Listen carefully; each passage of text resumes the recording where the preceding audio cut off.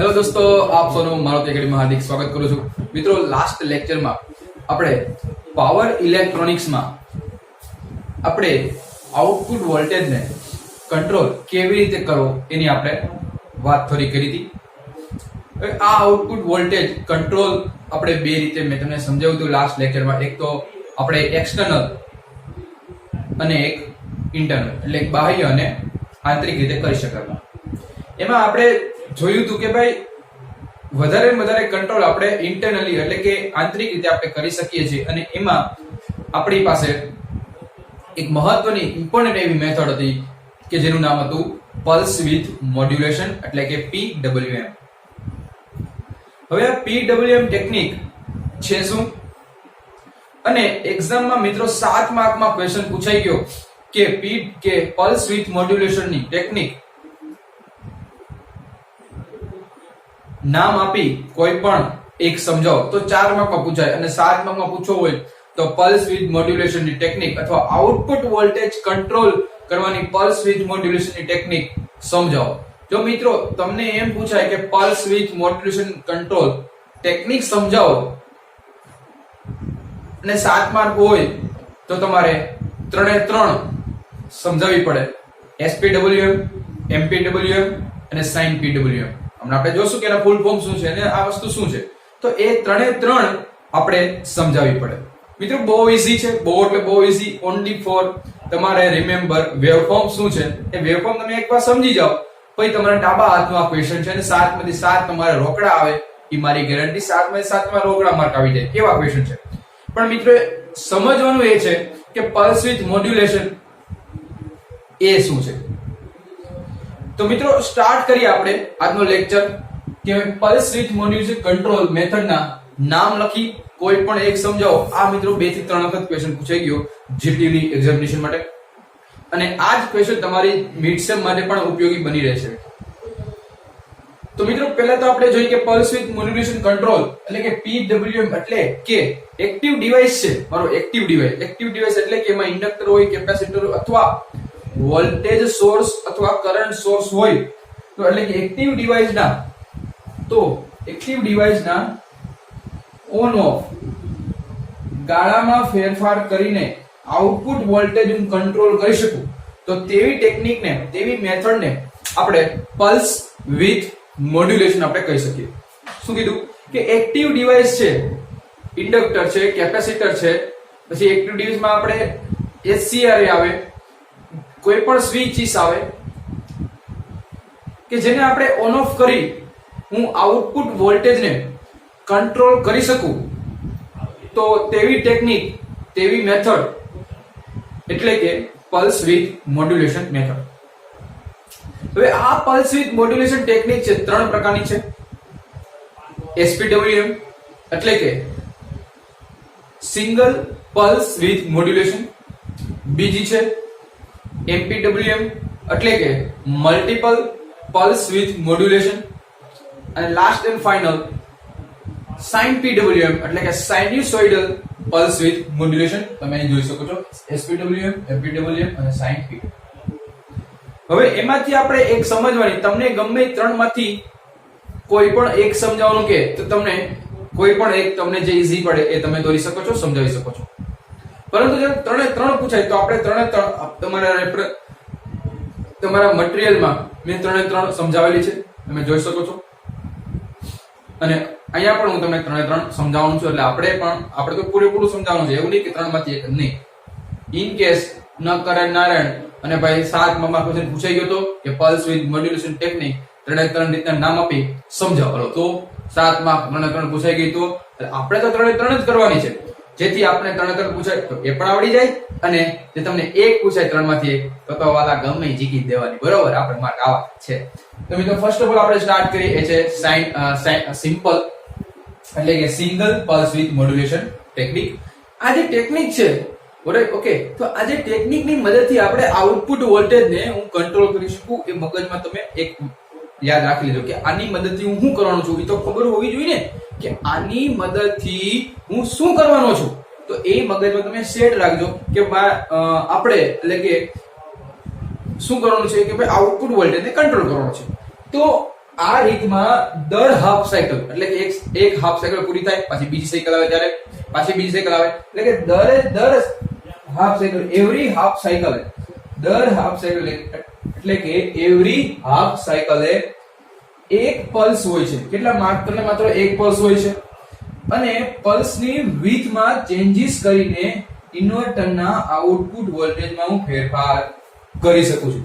કીધું ને કે ભાઈ આ રીત એવી છે કે ભાઈ જે પલ્સ છે એ પલ્સ એવરી પલ્સ માત્ર ને માત્ર એક જ પલ્સ આવે છે અને હું એની વિડ્થ એટલે શું એમાં એની પહોળાઈ હોય મારી પલ્સ હોય. જેમ કે તમે સમજી શકો છો કે ભાઈ આ જે એક પલ્સ છે ઓકે આ તમને ચોરસ પ્રકારનું પલ્સ દેખાય ઈ પલ્સમાં હું વધારો ઘટાડો કરી એટલે કે પલ્સની લંબાઈ હોય ઈ પલ્સની લંબાઈમાં વધારો કે ઘટાડો કરી હું આઉટપુટ વોલ્ટેજમાં પણ ફેરફાર કરી શકું.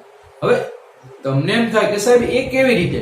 મિત્રો જો પલ્સની જે લેન્થ છે એની લંબાઈ છે જો હું વધારે રાખું એનો મતલબ કે લંબાઈ વધારવાથી એ કન્ટિન્યુ ચાલુ રહે છે એ સમય દરમિયાન તો મને આઉટપુટ વોલ્ટેજ મને એ સમય વધુ મળશે. અને કોક એવી એપ્લિકેશન પણ હોય મિત્રો કે જે ઓછા સમય માટે એટલે કે લેન્થ હું જો ઘટાડી નાખું તો થોડાક સમય ચાલુ રહે અને થોડાક સમય માટે બંધ રહે. તો એવી પણ મારી એપ્લિકેશન જરૂરી હોય તો આપણે આવા પ્રકારની ટેકનિક એટલે કે PWM ટેકનિક આપણે યુઝ કરી શકીએ. તો મિત્રો એ આ જે છે એ છે સિંગલ પલ્સ વિથ મોડ્યુલેશન એટલે કે આમાં માત્ર ને માત્ર એક જ પલ્સનો ઉપયોગ કરીને આપણે વિડ્થમાં ચેન્જીસ કરી શકીએ છીએ. અને તમે અહીંયા કેવી રીતે કરશું ભાઈ? તો એમાં મિત્રો અહીંયા બે પલ્સ આવશે એટલે કે બે એક સિગ્નલ છે. એક છે મારે ટ્રાયંગ્યુલર કે જેને મારે એને વિડ્થમાં ચેન્જીસ કરવો છે અને એક છે મારો રેફરન્સ સિગ્નલ. હવે મિત્રો આ વસ્તુ શું છે? આમાં બે સિગ્નલ છે. બે સિગ્નલને કમ્પેરિઝન કરાવીને મારે આઉટપુટ વોલ્ટેજમાં હું વધારો કે ઘટાડો કરી શકું. કેવી રીતે? મિત્રો એક છે ટ્રાયંગ્યુલર કેરિયર સિગ્નલ. હવે ટ્રાયંગ્યુલર કેરિયર સિગ્નલ એટલે કે એક સિગ્નલ છે ટ્રાયંગ્યુલર. આપણે ખબર છે ને ટ્રાયંગ્યુલર કેવા આવા ટ્રાયંગ્યુલર કહેવાય. તો આ ટ્રાયંગ્યુલર કેરિયર સિગ્નલ અને રેફરન્સ સિગ્નલ.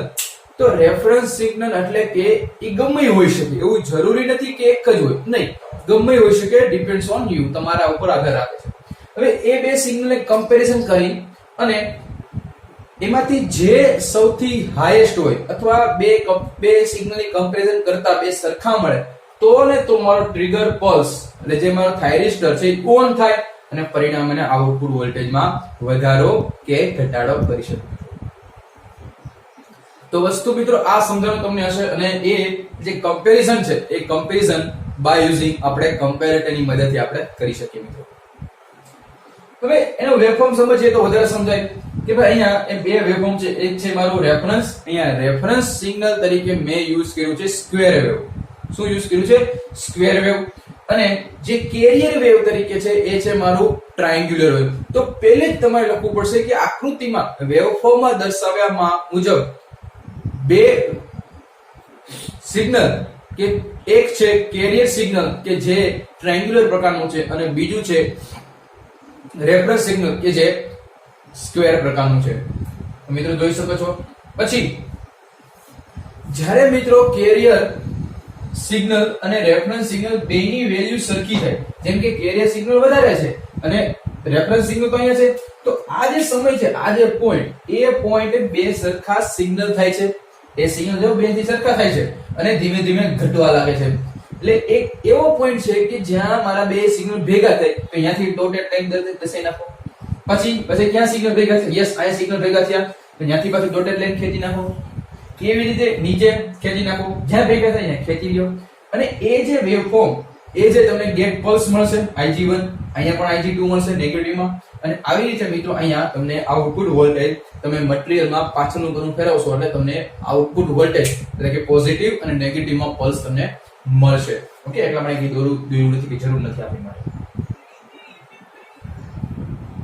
એનો મતલબ એવો થયો કે અહીંયા ER છે ઓકે ER એટલે કે રેફરન્સ સિગ્નલનું કેરિયર સિગ્નલ સાથે સરખાવવામાં આવે છે. અને જ્યારે EC બરાબર ER એટલે કે રેફરન્સ સિગ્નલ ને કેરિયર સિગ્નલ જે સરખા થાય ત્યારે મારે સિગ્નલ જનરેટ થાય છે. શું થાય છે મિત્રો? જનરેટ.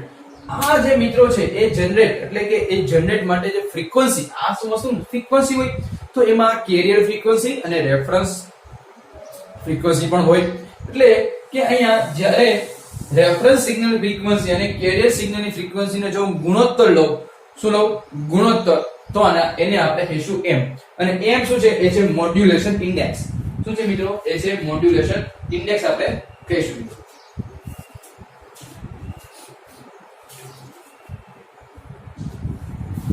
શું કહેશો મિત્રો? Modulation index. આ m બરાબર શું કહેશું આપણે? લખી દો તમને.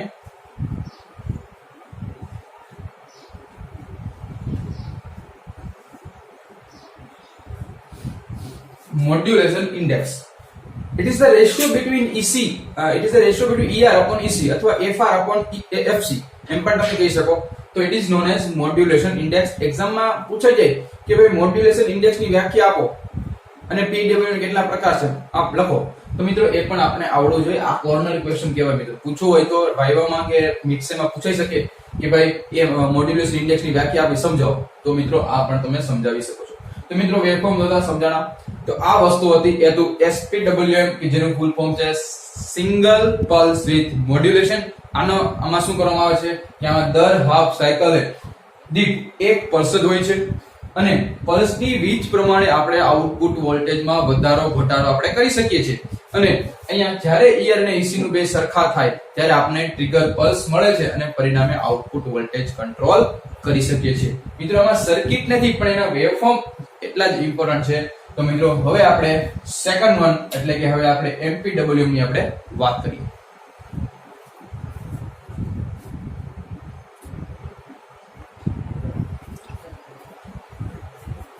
મિત્રો હવે આપણે જોઈએ કે MPWM એટલે કે મલ્ટીપલ પલ્સ વિથ મોડ્યુલેશન કે જેને MPWM પણ આપણે નામ આપણે કહી શકીએ છીએ. કે આ રીતમાં આપણે શું કરવામાં આવે છે? આ રીતમાં વધુ જે ફ્રીક્વન્સી વાળો છે, આ રીતમાં શું કરવામાં આવે કે જે વધુ ફ્રીક્વન્સી વાળો કેરિયર સિગ્નલ હોય એ જનરેટ કરવામાં આવે છે અને તેને રેફરન્સ સિગ્નલ સાથે કોની હારે? એને રેફરન્સ સિગ્નલ છે. રેફરન્સ સિગ્નલ કોઈ પણ હોઈ શકે, ટ્રાયેંગલ હોઈ શકે, પછી સ્ક્વેર હોઈ શકે, કોઈ પણ હોઈ શકે, સાઇનસોઇડ પણ હોઈ શકે. જો રેફરન્સ સિગ્નલ સાથે સરખાવીને HCR ને આપણે ઓન ઓફ કરવામાં આવે છે અને પરિણામે ગેટ સિગ્નલ આપણે જનરેટ કરી શકીએ છીએ. અને દરેક હાફ સાયકલ દરમિયાન જે ઉત્પન્ન થતી છે એ પલ્સ છે એનો આધાર કોના ઉપર આધાર રાખે છે? કેરિયર ફ્રીક્વન્સી ઉપર. કોના ઉપર આધાર રાખે છે? કેરિયર ફ્રીક્વન્સી ઉપર. અને આઉટપુટની જે ફ્રીક્વન્સી છે એ રેફરન્સ સિગ્નલ ઉપર આધાર રાખે છે. કોના ઉપર મિત્રો? રેફરન્સ સિગ્નલ ઉપર આધાર રાખે છે. અને અહીં જે ઉત્પન્ન થતા જે હાર્મોનિક છે, શું છે? હાર્મોનિક. આપણને ખબર છે કે જે પ્યોર વેવ હોય એમાં થોડાક ડિસ્ટર્બન્સ આવે, ઇટ ઇઝ કોલ્ડ હાર્મોનિક. અહીંયા હાર્મોનિક છે એ કમ્પેર ટુ SPWM કરતા MPWM એટલે કે મલ્ટીપલ પલ્સ વિથ મોડ્યુલેશન માં મને ઓછા જોવા મળે છે. તો હવે આપણે એ ના વેવફોર્મ કેવી રીતે મેં ડ્રો કર્યા એ આપણે સમજી લઈએ. અહીં મિત્રો મેં કીધું એ પ્રમાણે કે ભાઈ અહીંયા રેફરન્સ સિગ્નલ છે અને કેરિયર સિગ્નલ છે. એમાં જે રેફરન્સ સિગ્નલ છે એ કયો છે? Square wave. કયો છે? રેફરન્સ સિગ્નલ છે એ મારા છે સ્ક્વેર વેવ છે. અને જ્યારે કેરિયર સિગ્નલ છે અને જ્યારે મારા કેરિયર સિગ્નલ છે એ કેરિયર સિગ્નલ અહીંયા મિત્રો હું બતાડું તો કેરિયર સિગ્નલ એ છે મારા ટ્રાયેંગ્યુલર. ક્યાં છે મારા કેરિયર સિગ્નલ છે? એ મારા ટ્રાયેંગ્યુલર સિગ્નલ છે. તો મિત્રો અહીંથી હું દોરું, સ્ટાર્ટ કરું તો આ ટ્રાયેંગ્યુલર વેવ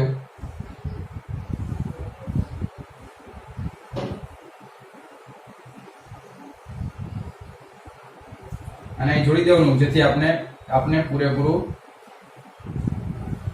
આપણે આરામથી ટ્રાયેંગ્યુલર ડ્રો કરી શકીએ. ઓકે.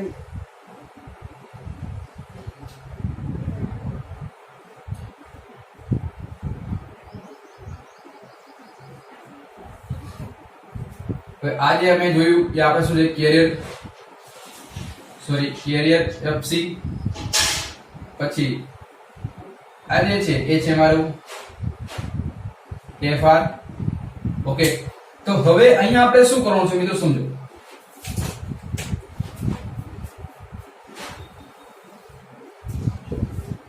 હવે અહીંયા કીધું એ પ્રમાણે કે ભાઈ આ રીતમાં વધુ ફ્રીક્વન્સી વાળો જે કેરિયર છે, એક વધુ ફ્રીક્વન્સી કોણ છે? કેરિયર. તો કેરિયર ફ્રીક્વન્સી છે તો કેરિયર થી આપણે કેરિયર થી જે આપણે કરતા હોય એટલે કે કેરિયર ફ્રીક્વન્સી વાળો જે મારો વેવફોર્મ છે અને એક રેફરન્સ સિગ્નલ વાળો જે ફ્રીક્વન્સી વાળો છે એ મારે જોવાનું છે. તો મિત્રો જ્યાં જ્યાં આપણે કેરિયર ફ્રીક્વન્સી નું મને આપણે વધારે જોવા મળે તો એ જ મારે જોવાનું છે. એટલે મારે ઉપરનું જ વેવફોર્મ મારે લેવાનું છે. એટલો જ મારે પોર્શન લેવાનો હોય તો મિત્રો હું કેવી રીતે લઈ શકું? હું આવી રીતે લઈ શકું કે ભાઈ જો અહીંયા કેરિયર ફ્રીક્વન્સી કોણ આ વધારે છે, આ નીચે આવી ગયું તો અહીંથી આ નીચે ડોટેડ કરી અહીંયા ઊંચી છે ડોટેડ કરી નાખો. અહીંયા પાછું કેરિયર ફ્રીક્વન્સી આવી ગયું ડોટેડ કરી નાખો. પાછો અહીં કેરિયર ફ્રીક્વન્સી એવી રીતે અહીંયા પણ તમે નીચે લઈ જઈ શકો છો.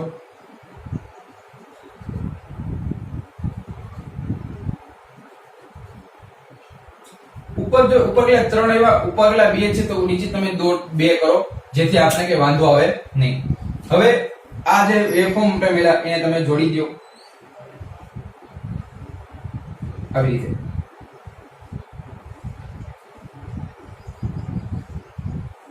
સમજો? અને આ જે મેળા આજ મારો શું છે ભાઈ? આજ મને આપણે એમ કહી શકીએ કે મારા ગેટ પલ્સ અથવા મને VDC વોલ્ટેજ તો મારો આ જે છે એ EC અથવા એને આપણે એમ પણ કહી શકીએ કે આઉટપુટ વોલ્ટેજ તો આ જે છે એ મારો પ્લસ EDC છે અને આ જે મારા છે એ છે માઈનસ EDC વોલ્ટેજ. તો આવી રીતે મિત્રો આપણે જોયું કે રેફરન્સ સિગ્નલ અને કેરિયર સિગ્નલ જે બેની કમ્પેરિઝન તો બેની જે કમ્પેરિઝન છે બેની કમ્પેરિઝન આપણે કરતા શીખી અને how to draw the waveform for the MPWM એ આપણે જોયું. અહીંયા મિત્રો એક આરે કેટલા બધા વેવ જોવો તમે મલ્ટીપલ્સ કેમ કીધું કે ભાઈ એક આરે કેટલા બધા પલ્સ એક કરતા વધારે પલ્સ બોલામાં શું હતું only four single pulse with modulation. અહીંયા આપણે એક કરતા વધારે પલ્સ ના આપીને આપણે આઉટપુટ વોલ્ટેજ કંટ્રોલ કરી શકીએ છીએ. હવે આપણે ત્રીજું જોવાનું છે એ છે સાઇન PWM કે જેમાં આપણે સાઇન્યુસોઇડલ એટલે કે અહીંયા આપણે જો સૌથી પહેલા આ તો બે સરખું હતું. પહેલામાં શું આપણે જોયું કે ભાઈ એક જ પલ્સ હતું કોનું કે ભાઈ ટ્રાયંગ્યુલર. અહીંયા એક કરતા વધારે છે. હવે આપણે જે જોવાનું છે એ જોવાનું છે સાઇન નું ફંક્શન એટલે સાઇન્યુસોઇડલ આખું દોરેલું આવશે અને આપણે જોઈએ.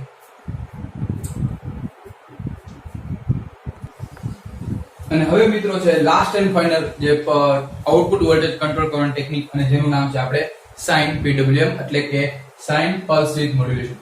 આ રીતમાં મિત્રો આપણે જે રેફરન્સ સિગ્નલ છે તો રેફરન્સ સિગ્નલમાં આપણે સ્ક્વેર વેવ ને બદલે આપણે કોનો યુઝ કરીએ છીએ? સ્ક્વેર વેવ ને બદલે આપણે અહીંયા સાઇન્યુસોઇડલ નો ઉપયોગ કરીએ છીએ મિત્રો. અહીંયા રેફરન્સ સિગ્નલ છે તો રેફરન્સ સિગ્નલ તરીકે સ્ક્વેર વેવ ના બદલે સાઇન વેવ અને કેરિયર વેવ તરીકે ટ્રાયંગ્યુલર વેવ નો ઉપયોગ કરવામાં આવે છે. તો અહીંયા સાઇન વેવ છે એ સાઇન વેવ રેફરન્સ સિગ્નલ હોવાથી એની જે width છે એ width સરખી રહેતી નથી અને એનો થોડોક ડિફરન્સ હોય છે. એટલા માટે આપણે આઉટપુટ પણ અલગ અલગ ડિફરન્ટ ટાઈપના આપણે જોવા મળે છે. તો મિત્રો આપણે દોરવાનું સ્ટાર્ટ કરીએ. તો ફર્સ્ટ ઓફ ઓલ આપણે શું દોરવું પડશે કે રેફરન્સ સિગ્નલ. કેમ આપણે રેફરન્સ સિગ્નલ તરીકે આપણે સ્ક્વેર વેવ યુઝ કરતા? તો first of all we have draw sine wave. Okay, તો પહેલા આપણે સાઇન વેવ ડ્રો કરશું. યો આ આપણું સાઇન વેવ અને આ જે સાઇન વેવ છે એ સાઇન વેવ આપને ખબર છે કે ભાઈ આ રેફરન્સ સિગ્નલ તરીકે વર્ક કરે છે. હવે આપણે જે ડ્રો કરવાનું છે એ છે મારું કેરિયર વેવ અને કેરિયર ક્યાં છે? મારો ટ્રાયંગ્યુલર વેવ ટ્રાયંગ્યુલર છે અને એ છે ટ્રાયંગ્યુલર. આપણે ટ્રાયંગ્યુલર અહીંથી સ્ટાર્ટ કરશું.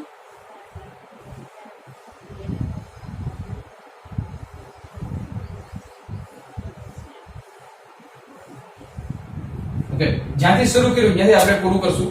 અને હવે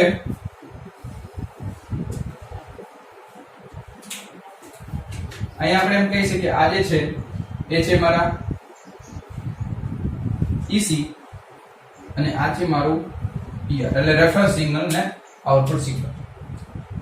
અને હવે આપણે ડોટેડ લાઈન થી આપણે એને હવે મિત્રો અહીંયા જોવાનું છે કે ભાઈ જે પ્રમાણે જ્યાં આપણે સ્પર્શ કરે એટલે કે જ્યાં બે ઇન્ટરસેક્ટ થાય બે એકબીજાને સંપાત થાય છેદ થાય ત્યાં જ આપણે આઉટપુટ લેવાનો છે. તો મિત્રો અહીંયા તમે જોઈ શકો છો કે ક્યાંથી સ્ટાર્ટ થાય છે તે અગત્યની વસ્તુ છે. તો અહીંયા સાઇન વેવ એટલે કે અહીંથી સાઇન વેવ અહીંયા બે ભેગા થાય છે તો અહીંયાથી નીચે લઈ જાઓ. અહીંયા આવે છે યસ લઈ જાઓ નીચે. પછી અહીંથી આવે છે યસ ભલે નાનો હતો કે ચિંતા કરવાની જરૂર નથી. કે આમાં સાઇન વેવ છે એટલે કે એની width માં થોડોક ચેન્જીસ આવશે કીધું જ છે આપણે. એટલે કે ચિંતા કરવાની જરૂર નથી. થોડાક મોટા આવે થોડાક નાના આવે વેવફોર્મ. ઓકે, પણ જેટલા ઉપર હોય એટલા તમે આવું ધ્યાન રાખો કે જેટલા ઉપર હોય એટલા નીચે દોરો જેથી આપણે થોડું વેવફોર્મ જે સારું લાગે સરસ લાગે. અને આપણે પૂરેપૂરા જે પેપર ચેક કરાવવું હોય એને થોડા વેવફોર્મ દોરેલું સારું લાગે. કીધું ને કે વીજ સરખી નથી ભાઈ. આઉટપુટ વોલ્ટેજ છે એ આઉટપુટ વોલ્ટેજ ની અહીંયા વીજ તમને જે રેફરન્સ સિગ્નલ છે એની જે વીજ છે થોડી ડિફરન્ટ તમને જોવા મળશે. સોરી નીચે આવશે. એટલે પોઝિટિવ વોલ્ટેજ નેગેટિવ નો છે ને એટલે આપણે એને નીચે લઈ જવા પડશે.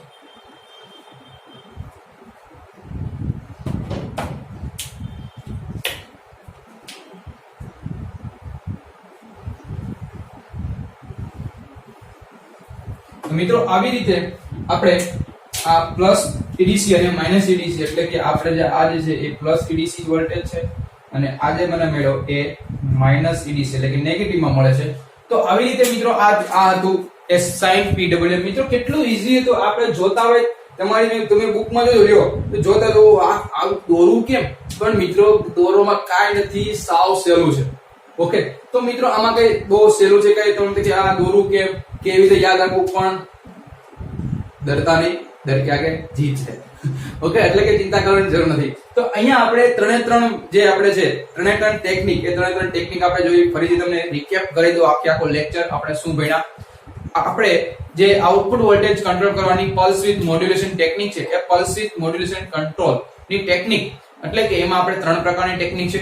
એમાં પહેલું છે SPWM, MPWM અને થર્ડ વન છે sin PWM. જ્યારે સિંગલ પલ્સ વિથ મોડ્યુલેશન એટલે કે જેને SPWM કહેવામાં આવે છે, એમાં રેફરન્સ સિગ્નલ તરીકે સ્ક્વેર વેવ અને કેરિયર સિગ્નલ તરીકે આપણે ટ્રાયેન્ગ્યુલર સિગ્નલનો ઉપયોગ કરવામાં આવે છે. પછી આપણે જોયું કે ભાઈ MPWM, એમાં કેરિયર સિગ્નલ તરીકે એક કરતા વધારે આપણે ટ્રાયેન્ગ્યુલર યુઝ કરી છે અને રેફરન્સ તરીકે સાઇન વેવ યુઝ કરી છે. જ્યારે sin PWM આવે છે તો sin PWM નામ જ છે ભાઈ sin, તેમાં રેફરન્સ કોનો sin નો યુઝ કરશું અને જે કેરિયર છે એ કેરિયર આપણે ટ્રાયેન્ગ્યુલર નો આપણે યુઝ કરશું અને પરિણામે જે આપણે આઉટપુટ વોલ્ટેજમાં આપણે widthમાં વધારો ઘટાડો કરી we can change the output voltage control. તો અહીંયા આપણે આ ત્રણ ટેકનિક પૂરી કરીએ છીએ. નેક્સ્ટ લેક્ચરમાં આપણે ભણશું કે what are the advantage and disadvantage of pulse width modulation and ધમાકેદાર સાથે મિત્રો એ આ જે પોર્શન છે એટલે કે ઇન્વર્ટરનો પોર્શન અહીંયા પૂરો થાય છે. એટલે કે અમે તમને કીધું હતું કે આખો આ ચેપ્ટર બે પોર્શનમાં છે. એક છે ઇન્વર્ટર અને બીજું છે સાયક્લો કન્વર્ટર. તો એક ઇન્વર્ટર કે જે AC DC નું AC માં કન્વર્ઝન કરે છે, તો હવે જે આપણે કન્વર્ટર ભણવાના છે એ છે AC નું AC માં કન્વર્ઝન કરે છે. તો એ શું છે અને એક્ઝામ મિત્રો 7 માર્કમાં પણ એમાંથી પણ ક્વેશ્ચન પૂછાય છે. તો એ આપણે નેક્સ્ટ લેક્ચરમાં શરૂ કરો છું અને પરિણામે એ પણ ચેપ્ટર આપણે આ ચોથું ચેપ્ટર લાસ્ટ ટોપિક છે સાયક્લો કન્વર્ટર ભણીશું. Bye take care. મિત્રો લાસ્ટ લેક્ચરમાં આપણે પાવર ઇલેક્ટ્રોનિક્સ સબ્જેક્ટ એમાં આપણે ઇન્વર્ટર અને સાયક્લો કન્વર્ટર એ જે ચેપ્ટર છે ચેપ્ટર નંબર 4 એમાં આપણે એક પોર્શન પૂરો કર્યો કે જેનું નામ હતું inverter.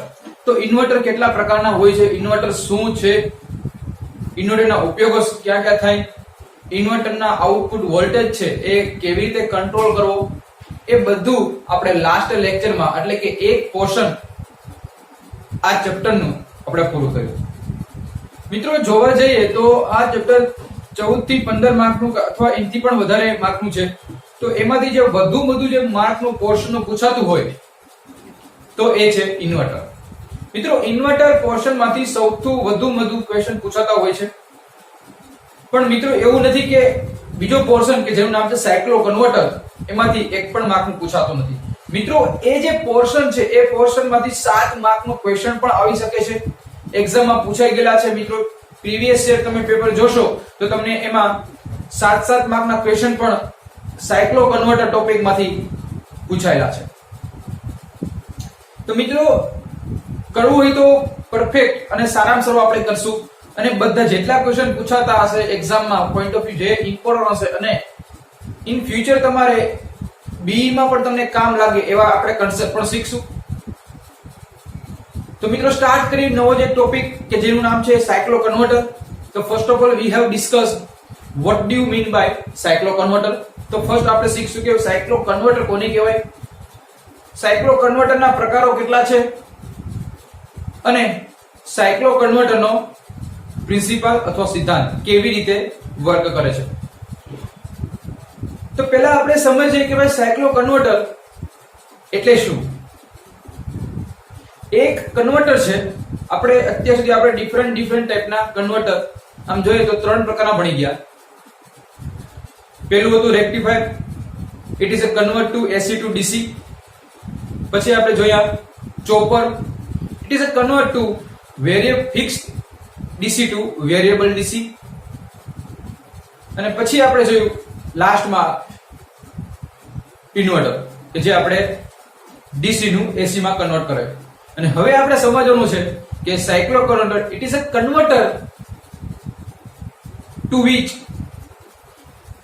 AC frequency to AC frequency but without link any DC supply.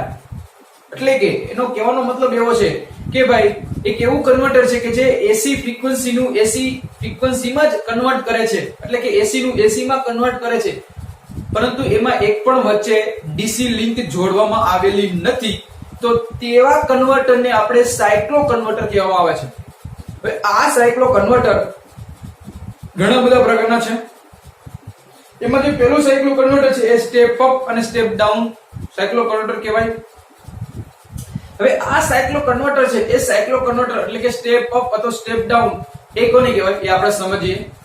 Step up અને સ્ટેપ ડાઉન કન્વર્ટર એટલે કે મિત્રો હું તમને કહું કે સ્ટેપ અપ ટ્રાન્સફોર્મર અને સ્ટેપ ડાઉન ટ્રાન્સફોર્મર, તો તમે આરામથી તમે કે સાહેબ સ્ટેપ અપ એટલે કે વોલ્ટેજ છે ને વધારો કરો અને સ્ટેપ ડાઉન એટલે કે વોલ્ટેજ ને ઘટાડો કરીને આપણે આઉટપુટ વોલ્ટેજ આપે. તમારી વાત સાચી, પરંતુ આપણે સ્ટેપ અપ ને step down in terms of સાયક્લો converter એટલે શું થાય? તો એ સાયક્લો કન્વર્ટર એટલે કે જો સ્ટેપ અપ સાયક્લો કન્વર્ટર કહો, સ્ટેપ અપ સાયક્લો કન્વર્ટર કહો તો એનો મતલબ કે ભાઈ જે આઉટપુટ ફ્રીક્વન્સી છે, આઉટપુટ ફ્રીક્વન્સી એ ઇનપુટ ફ્રીક્વન્સી કરતા વધારે હોય તો તેવા કન્વર્ટરને સ્ટેપ અપ સાયક્લો કન્વર્ટર કહી શકાય. અને સ્ટેપ ડાઉન સાયક્લો કન્વર્ટર કોની કહેવાય ભાઈ? સ્ટેપ ડાઉન સાયક્લો કન્વર્ટર તો એટલે કે જેની આઉટપુટ ફ્રીક્વન્સી છે એ ઇનપુટ ફ્રીક્વન્સી કરતા વધારે હોય તો આપણે એને કહેશું સ્ટેપ ડાઉન સાયક્લો કન્વર્ટર. તો મિત્રો આજે હતું સ્ટેપ અપ સાયક્લો કન્વર્ટર અને સ્ટેપ ડાઉન સાયક્લો કન્વર્ટર. પરંતુ રોજિંદા જીવનમાં અને સૌથી વધુમાં વધુ જો યુઝ થતું હોય એવું કોઈ જો કન્વર્ટર હોય તો એનું નામ છે સ્ટેપ ડાઉન સાયક્લો કન્વર્ટર. યસ મિત્રો, સ્ટેપ ડાઉન સાયક્લો કન્વર્ટર આપણે રોજિંદા જીવનમાં આપણે સૌથી વધુ આપણે યુઝ કરીએ છીએ. સ્ટેપ ડાઉન સાયક્લો કન્વર્ટરની મદદથી એમાં આપણે જો ઇનપુટ ફ્રીક્વન્સી છે એ 50 હર્ટ્ઝ હોય, ઇનપુટ ફ્રીક્વન્સી એ 50 હર્ટ્ઝ હોય તો ઇનપુટ ફ્રીક્વન્સી 50 હર્ટ્ઝ હોય ઇનપુટ તરીકે, તો આઉટપુટ તરીકે એ મારે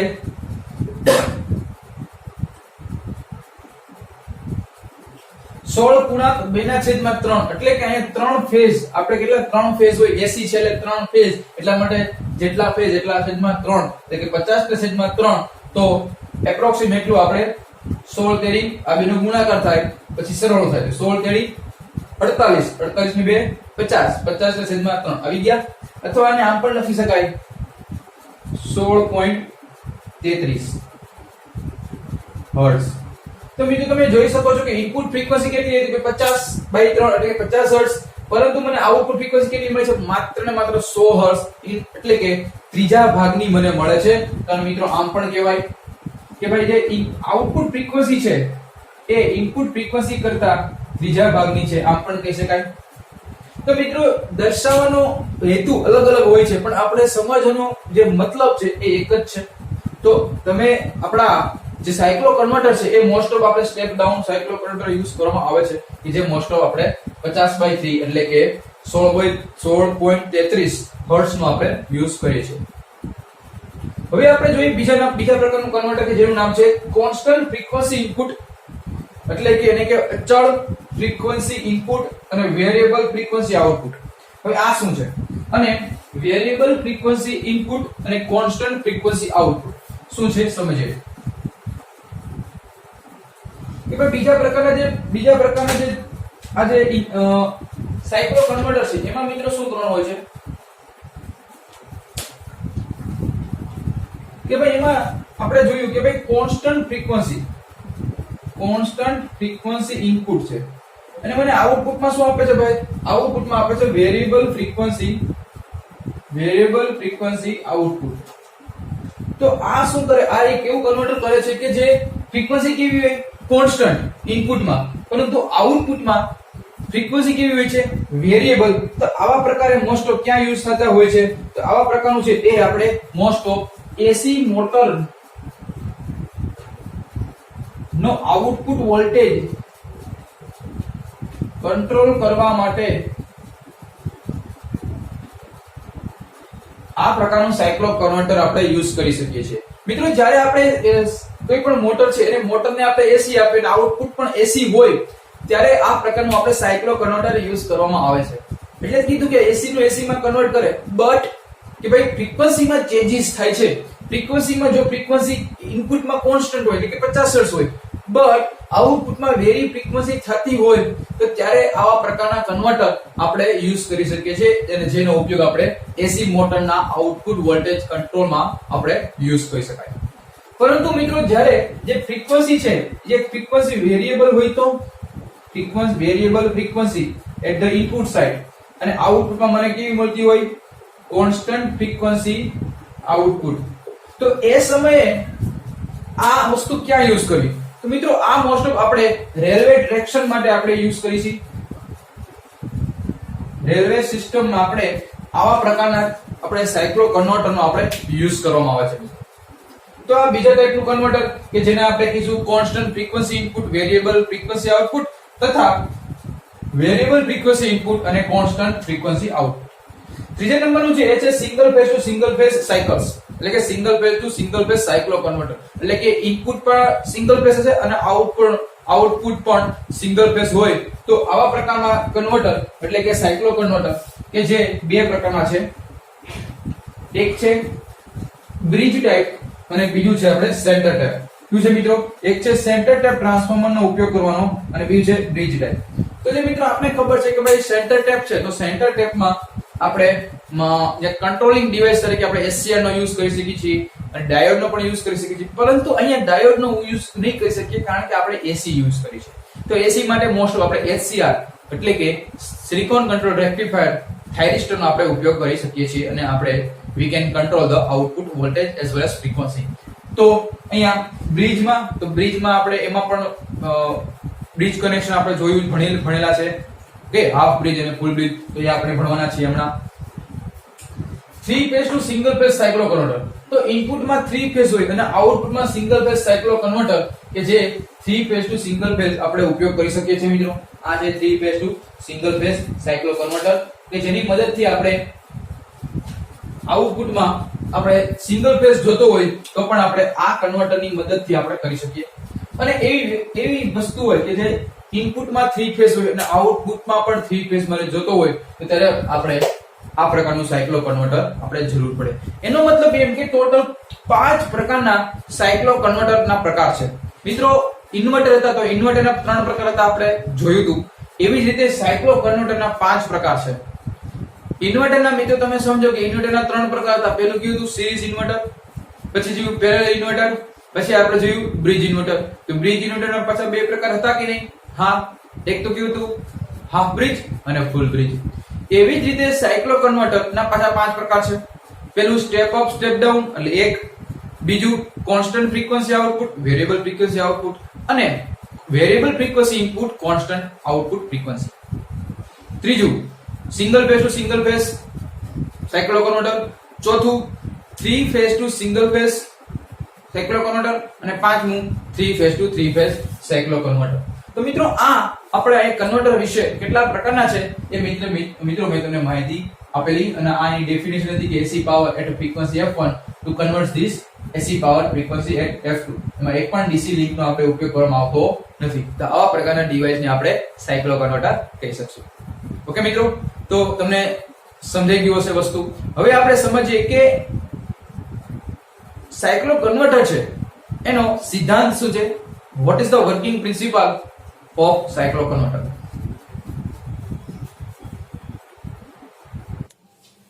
તો મિત્રો હવે આપણે સમજીએ એનું નામ છે working principle of converter, સાયક્લો converter. તો what is the working principle of cycloconverter એ સમજતા આપણે એક એક પોઈન્ટ વિશે સમજીએ અને તમે ફિગર તમે જોઈ શકો છો મિત્રો આ જે સાયક્લો કન્વર્ટર છે એ સાયક્લો કન્વર્ટર નું મગજમાં એક વસ્તુ યાદ રાખજો કે એસી નું એસી માં કન્વર્ટ કરે છે મિત્રો. એટલા માટે અહીંયા આકૃતિમાં દર્શાવ્યા પ્રમાણે અહીંયા બે કન્વર્ટર છે અને એ બંને કન્વર્ટર એકબીજાને એન્ટી પેરેલલ એટલે કે વિરુદ્ધ દિશામાં એટલે કે સમાંતરમાં ગોઠવવામાં આવેલા છે મિત્રો. એક આ પેરેલલ એક કન્વર્ટર છે અને બીજું એક આ કન્વર્ટર છે.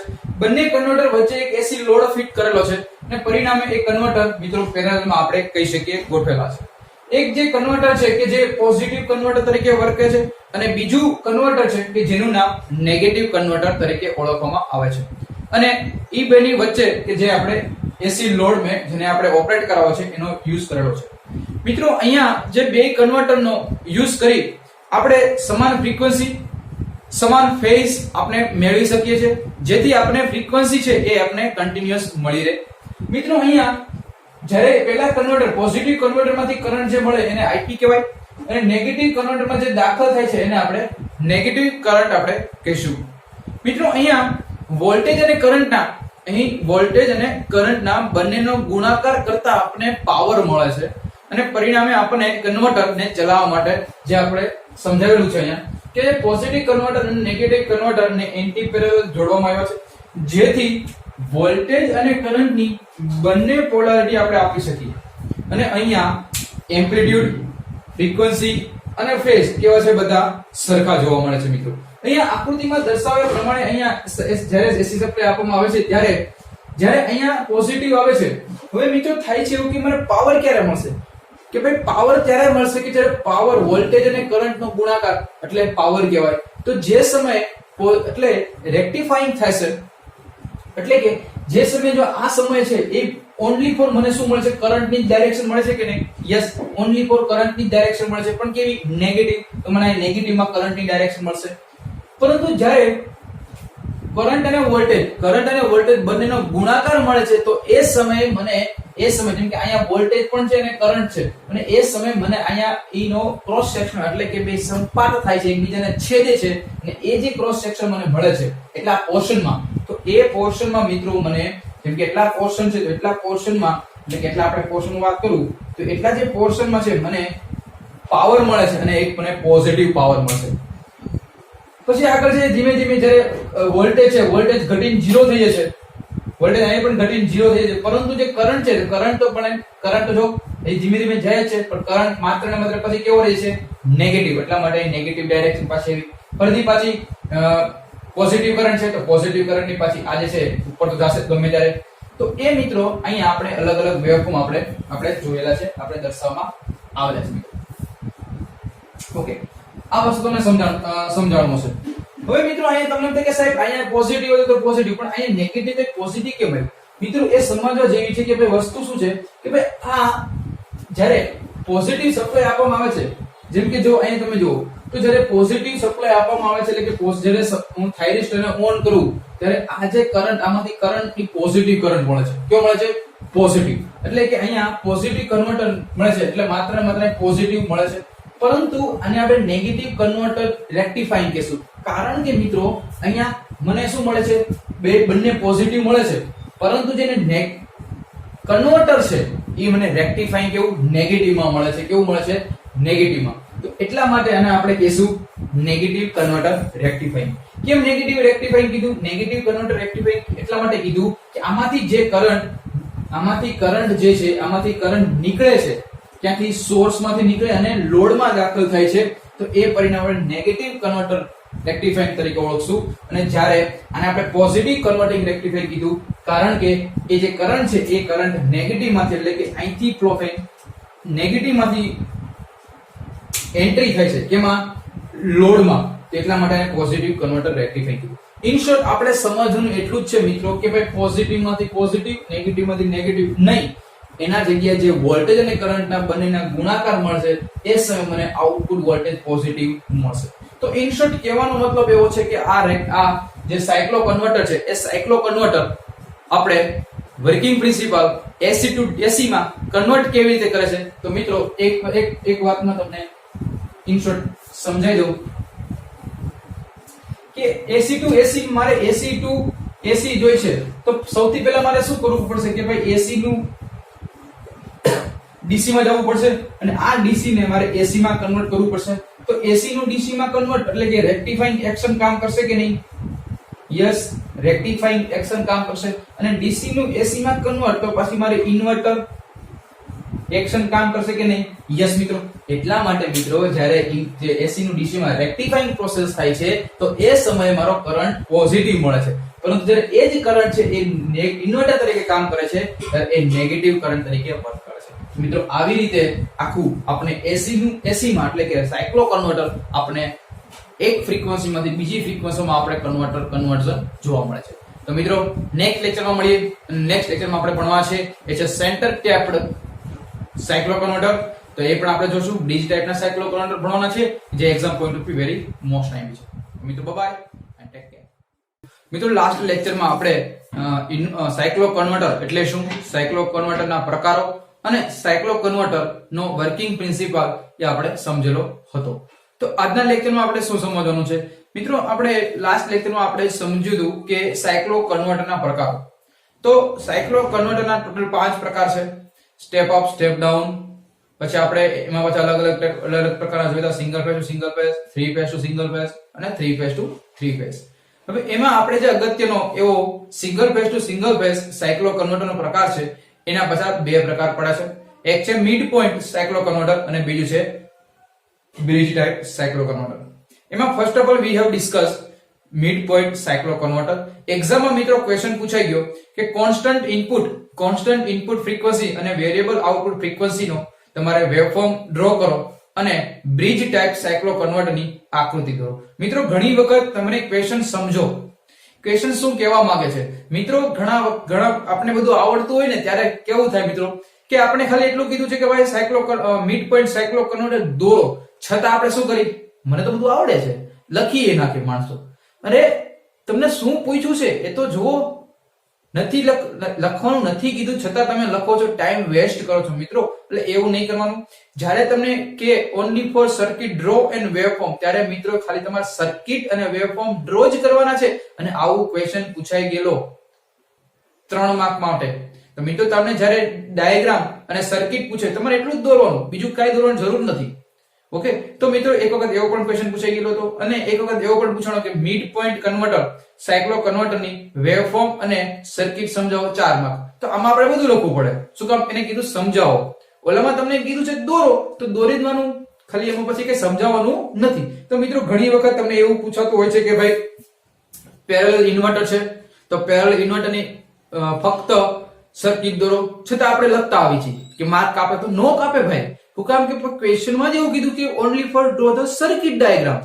તો આપણે શું કામ લખવું જોઈએ શું કામ ટાઈમ વેસ્ટ કરવો જોઈએ મિત્રો હંમેશા ક્વેશ્ચનનું સિલેક્શન કરતા શીખજો કે ક્વેશ્ચન કેવો પૂછાયેલો છે અને પછી એટેમ્પ્ટ કરજો ઘણી વખત એવું થાય કે એટેમ્પ્ટ કરવામાં આપણે બીજું બહુ લેન્ધી ક્વેશ્ચન એટેમ્પ્ટ થઈ જાય અને પછી આપણે ટાઈમ છેલ્લે પછી વધે તો મિત્રો આ જે પાવર ઇલેક્ટ્રોનિક સબ્જેક્ટ છે મિત્રો એ જ બહુ અગત્યનું છે કે હાઉ ટુ ચૂઝ ક્વેશ્ચન કેવી રીતે તમે ક્વેશ્ચન તમે એટેમ્પ્ટ કરો છો કેવી રીતે પસંદ કરો છો એ પણ આ જે સબ્જેક્ટ છે સબ્જેક્ટ માટે બહુ અગત્યનો બની રહેશે ઘણા ક્વેશ્ચન એવા હશે બહુ ઈઝી હશે પણ ઘણા ક્વેશ્ચન એવા હશે કે તમને આવડતા હશે પણ લેન્ધી હશે તમને તમારા ઓપ્શન હશે કે મારે એ લેન્ધી કરો કે શોર્ટ કરો પણ શોર્ટ કરો એ થોડો ડિફિકલ્ટ અથવા તમને સમજવામાં ઓલું લાગશે પણ તમારે એ પસંદ કરાય કારણ કે એ આપણે ઓછા સમયમાં સારામાં સારા માર્ક આપી શકે છે તો મિત્રો એ પણ ધ્યાન રાખવું આ સબ્જેક્ટ માટે તો મિત્રો આપણે સ્ટાર્ટ કરીએ single phase to single phase સાયક્લો converter there are two types mid point and bridge type cyclo converter એમાં સૌથી પહેલા આપણે ડિસ્કસ કરીએ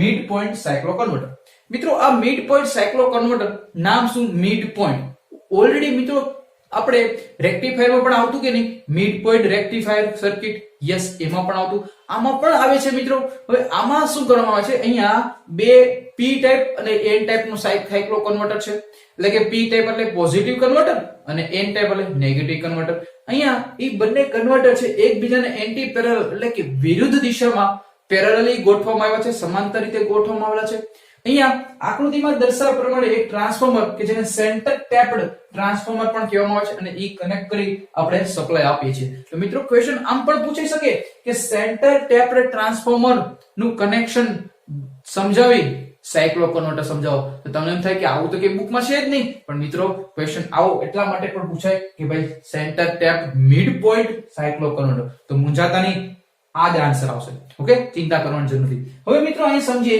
કે જ્યારે આ TP1 અને TP2, TP1 એટલે કે પેલું પોઝિટિવ કન્વર્ટર, આ બીજું પોઝિટિવ કન્વર્ટર, એટલે કે TP1 અને TP2 એ બે પોઝિટિવ કન્વર્ટરના રેક્ટિવ જે કન્વર્ટર છે, અને બીજું TN1 એટલે કે નેગેટિવ TN1 અને નેગેટિવ TN2 એ બને ક્યાં છે નેગેટિવ કન્વર્ટરના આપણા ડિવાઇસ છે. તો મિત્રો જ્યારે આપણે અહીંયા એવું જોવાનું છે કે જ્યારે પોઝિટિવ સાયકલ આવશે એટલે કે જ્યારે સપ્લાય તો કેવો આવશે હંમેશા અહીંયા ટોટલ 6 પલ્સ છે, તમે જોઈ શકો છો કેટલા પલ્સ છે અહીંયા ટોટલ 6 પલ્સ છે, 1 2 3 4 5 અને 6. હવે 6 પલ્સ છે, એમાં 6 પલ્સ માંથી મિત્રો થાય છે એવું કે આમાં ટોટલ કેટલા બેઝ કન્વર્ટર છે.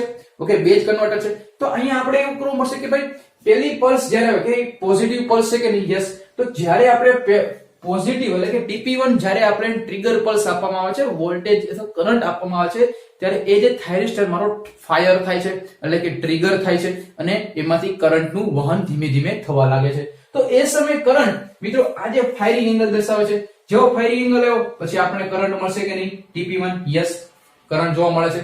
પરંતુ એટલે એની કરંટની ડાયરેક્શન કઈ હશે તો સમજીએ.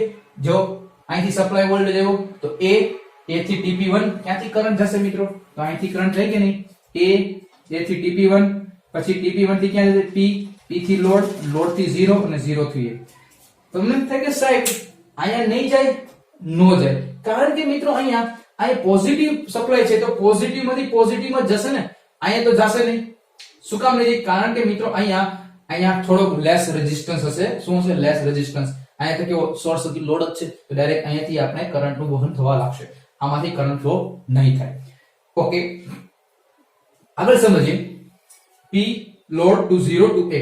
ઓકે, તો આપણે પેલું પલ્સ મળી ગયું. હવે જ્યારે નેગેટિવ પલ્સ આવે, બીજા નંબરની નેગેટિવ પલ્સ આવશે, તમારો મગજ ડાયરેક્ટ દોડશે કે સાહેબ નેગેટિવ પલ્સ આવશે એટલે આ TN1 ઓન થાય. નહીં મિત્રો, આ ભૂલ નહીં કરતા.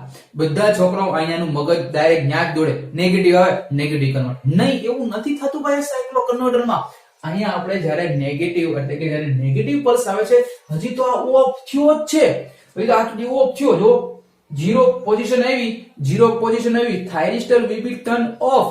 It is known as commutation. તો અહીંયા નેચરલ ટાઈપનું કોમ્યુટેશન થાય છે. એક પ્રકારની ફોર્સફુલી કોમ્યુટેશનની ટેકનિક વાપરું છું, નથી વાપરતો. તો અહીંયા નેચરલ અથવા સેલ્ફ કોમ્યુટેશન એટલે કે પોતે આપમેળે થાઇરિસ્ટર ઓફ થઈ જાય છે. હજી તો ઓફ થયો અને ઇસી સમયે થાઇરિસ્ટર 2 એટલે કે નેગેટિવ પ્રકારનો એટલે કે નેગેટિવ પલ્સ આવી ગઈ. કેવી? Negative pulse. હજી તો ઓફ થયો જ છે, હજી તો ઓફ થયો અને ડાયરેક્ટ હજી નેગેટિવ પલ્સ આવી ગઈ. તો નેગેટિવ પલ્સ આવી ગઈ, હજી બિચારો આ ઓફ થયો, બીજી નેગેટિવ પલ્સ આવી ગઈ. એ સમયે ડાયરેક્ટ મારો બીજો કયો થઈ જશે સારું TP2. કેમ શરૂ થશે? કારણ કે આ કેમ શરૂ થઈ? કારણ કે આના કરતા આ વધારે વોલ્ટેજ ધરાવે છે. મિત્રો બીજી વસ્તુ કે જ્યારે નેગેટિવ પલ્સ આવશે એટલે કે આ 2 નંબરની પલ્સ આવશે ત્યારે કરંટ ક્યાં કેવી રીતે ફ્લો થવા લાગશે? B થી TP2 ક્યાંથી થશે? B થી, જો અહીં પોઝિટિવ એટલે આમ કરંટ ફ્લો થયો. ઓકે, અને હવે નેગેટિવ પલ્સ આવશે એટલે B એટલે આમ કરંટ ફ્લો થશે. B થી TP2 થી P થી O અને O to B. તો મિત્રો એક બાજુ આમ કરંટ ફ્લો થાય છે એટલે કે પોઝિટિવ પલ્સ, અને એક બાજુ નેગેટિવ પલ્સ એટલે કે આવે છે એન્ટી ક્લોકવાઇઝ કરંટ ફ્લો થવા લાગશે. તો તમને થાય સાહેબ તો પલ્સ નીચે આવશે ને? નહીં આવે, કારણ કે ભાઈ પોઝિટિવ કન્વર્ટરનું પલ્સ છે, એટલા માટે આ જે કન્વર્ટર છે પલ્સ છે એટલે કે ઉપર આવશે. કેવું હશે? ઉપર. એટલા જ માટે મિત્રો આ અગત્યનું કન્વર્ટર છે, આમાં આપણને પોઝિટિવ જ સપ્લાય વોલ્ટેજ મળશે. હજી તો નેગેટિવ પલ્સ જેવું પૂરી થઈ તો self commutation direct positive P આવી ગઈ, ફરીથી પાછો TP1 ઓન થઈ જાય. તો આ પેલી 3 પલ્સ છે, there are 3 half pulse will be positive pulse. જે ઉપરની પેલી 3 પલ્સ છે એ પેલી 3 પલ્સ કઈ છે? પોઝિટિવ હાફ પલ્સ મને મળે છે, અને બાકીની જે 3 પલ્સ છે એ કેવી છે? નેગેટિવ હાફ સાયકલ પલ્સ છે. તો મિત્રો તમે જોતા હોય તમને ખ્યાલ આવે કે ભાઈ અહીંયા હવે જ્યારે નેગેટિવ પલ્સ આવશે, ચોથા નંબરની પલ્સ આવશે, તો કરંટ કેમ ફ્લો થશે? તો મિત્રો જો ક્યાંથી થશે? A આવશે, પરંતુ આ ચાલુ નહીં થાય. A2 પછી નેગેટિવ પલ્સ આવી ને, તો નેગેટિવ પલ્સ આવશે તો અહીંયા હવે કેવી આવશે? Negative pulse. તો નેગેટિવ પલ્સ આવશે તો આ તો ભાઈ ડાયોડ છે અહીંયા પોઝિટિવ છે અને નેગેટિવ છે, તો આ તો ઓફ થશે નહીં. શું કામ? કે ભાઈ રિવર્સ બાયસ થઈ જાય. એટલે આ ફોરવર્ડ કન્ડક્શન માં આવશે negative negative, positive positive, it will be forward bias. તો આ જે TN1 છે એ મારો ફોરવર્ડ બાયસ કન્ડક્શન મોડમાં આવશે અને પરિણામે A to TN1, TN1 to P, P to load, load to 0 અને 0 to A. તો આવી રીતે મારું આ TN1 ચાલુ થશે. ફરીથી હજી તો એ બંધ થવાની સમય પાછો 5મા નંબરનું પલ્સ શો થઈ જાય અને પરિણામે TN2 પાછું શરૂ થઈ જાય. તો મિત્રો આવી રીતે આ જે છે પલ્સ એ આપણે કન્ટિન્યુઅસ પલ્સ તમને જોવા મળે છે. તો મિત્રો આના ઉપરથી હું એવું કહી શકું કે મેં ઇનપુટ પલ્સ કેટલો આપ્યો હતો ભાઈ? તો મેં ઇનપુટ પલ્સ મેં 6 પલ્સ આપ્યા હતા, ત્યારે મને 3 પલ્સ મળે છે. એનો મતલબ આ કેવા પ્રકારનું કેવા પ્રકારનું સાયક્લો કન્વર્ટર છે? સ્ટેપ ડાઉન પ્રકારનું સાયક્લો કન્વર્ટર છે. કેમ કે એ 6 પલ્સ આપ્યા ત્યારે આપણને માત્ર 3 પલ્સ મળે છે ઇનપુટ આઉટપુટ તરીકે કરંટમાં, અને આઉટપુટ કા પોઝિટિવ કા તો નેગેટિવ. એનો મતલબ જે ઇનપુટ વોલ્ટેજ હશે, જે output voltage A output frequency is equal to 1/3 input frequency. એટલે કે જે હું 50 હર્ટ્ઝ ની ફ્રીક્વન્સી આપું છું, જ્યારે આઉટપુટમાં ખાલી મને કેટલા ફ્રીક્વન્સી મળે છે? ત્રીજા ભાગની. કેટલા ભાગની? ત્રીજા ભાગની. તો મિત્રો આ ક્વેશ્ચન એક્ઝામમાં પૂછાઈ ગયો કે f0 is equal to 1/3 in fi નો ડાયાગ્રામ દોરી સમજાવો. તો મિત્રો એ પણ તમારો ક્વેશ્ચનમાં આન્સર આ જ આવશે. મિત્રો આમાં ક્વેશ્ચન બહુ ઉલટા ક્વેશ્ચન પૂછશે. આ જ ક્વેશ્ચન મિત્રો આવી રીતે પણ પૂછાય કે f0 is equal two 16.33 sorry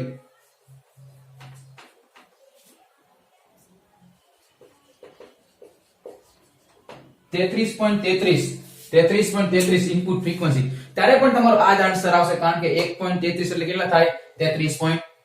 તો આમાં પણ આન્સરમાં આ જ આવશે. તો મિત્રો વસ્તુ સમજો કે ભાઈ જ્યારે અહીંયા મિડ પોઈન્ટ સાયક્લો કન્વર્ટર છે, આ મિડ પોઈન્ટ સાયક્લો કન્વર્ટરમાં TP1 ને TP2 એ બે પોઝિટિવ કન્વર્ટર છે, એટલા માટે આપણને અહીંયા પેલી 3 પલ્સ પોઝિટિવમાં મળી. પછી જે TN1 અને TN2 એ નેગેટિવ કન્વર્ટર છે, પછી આપણે નેગેટિવમાં કન્વર્ટર મળી. તો અહીંયા આપણે આપું છું ઇનપુટ AC અને પણ મને આઉટપુટ પણ કેવું આપે છે?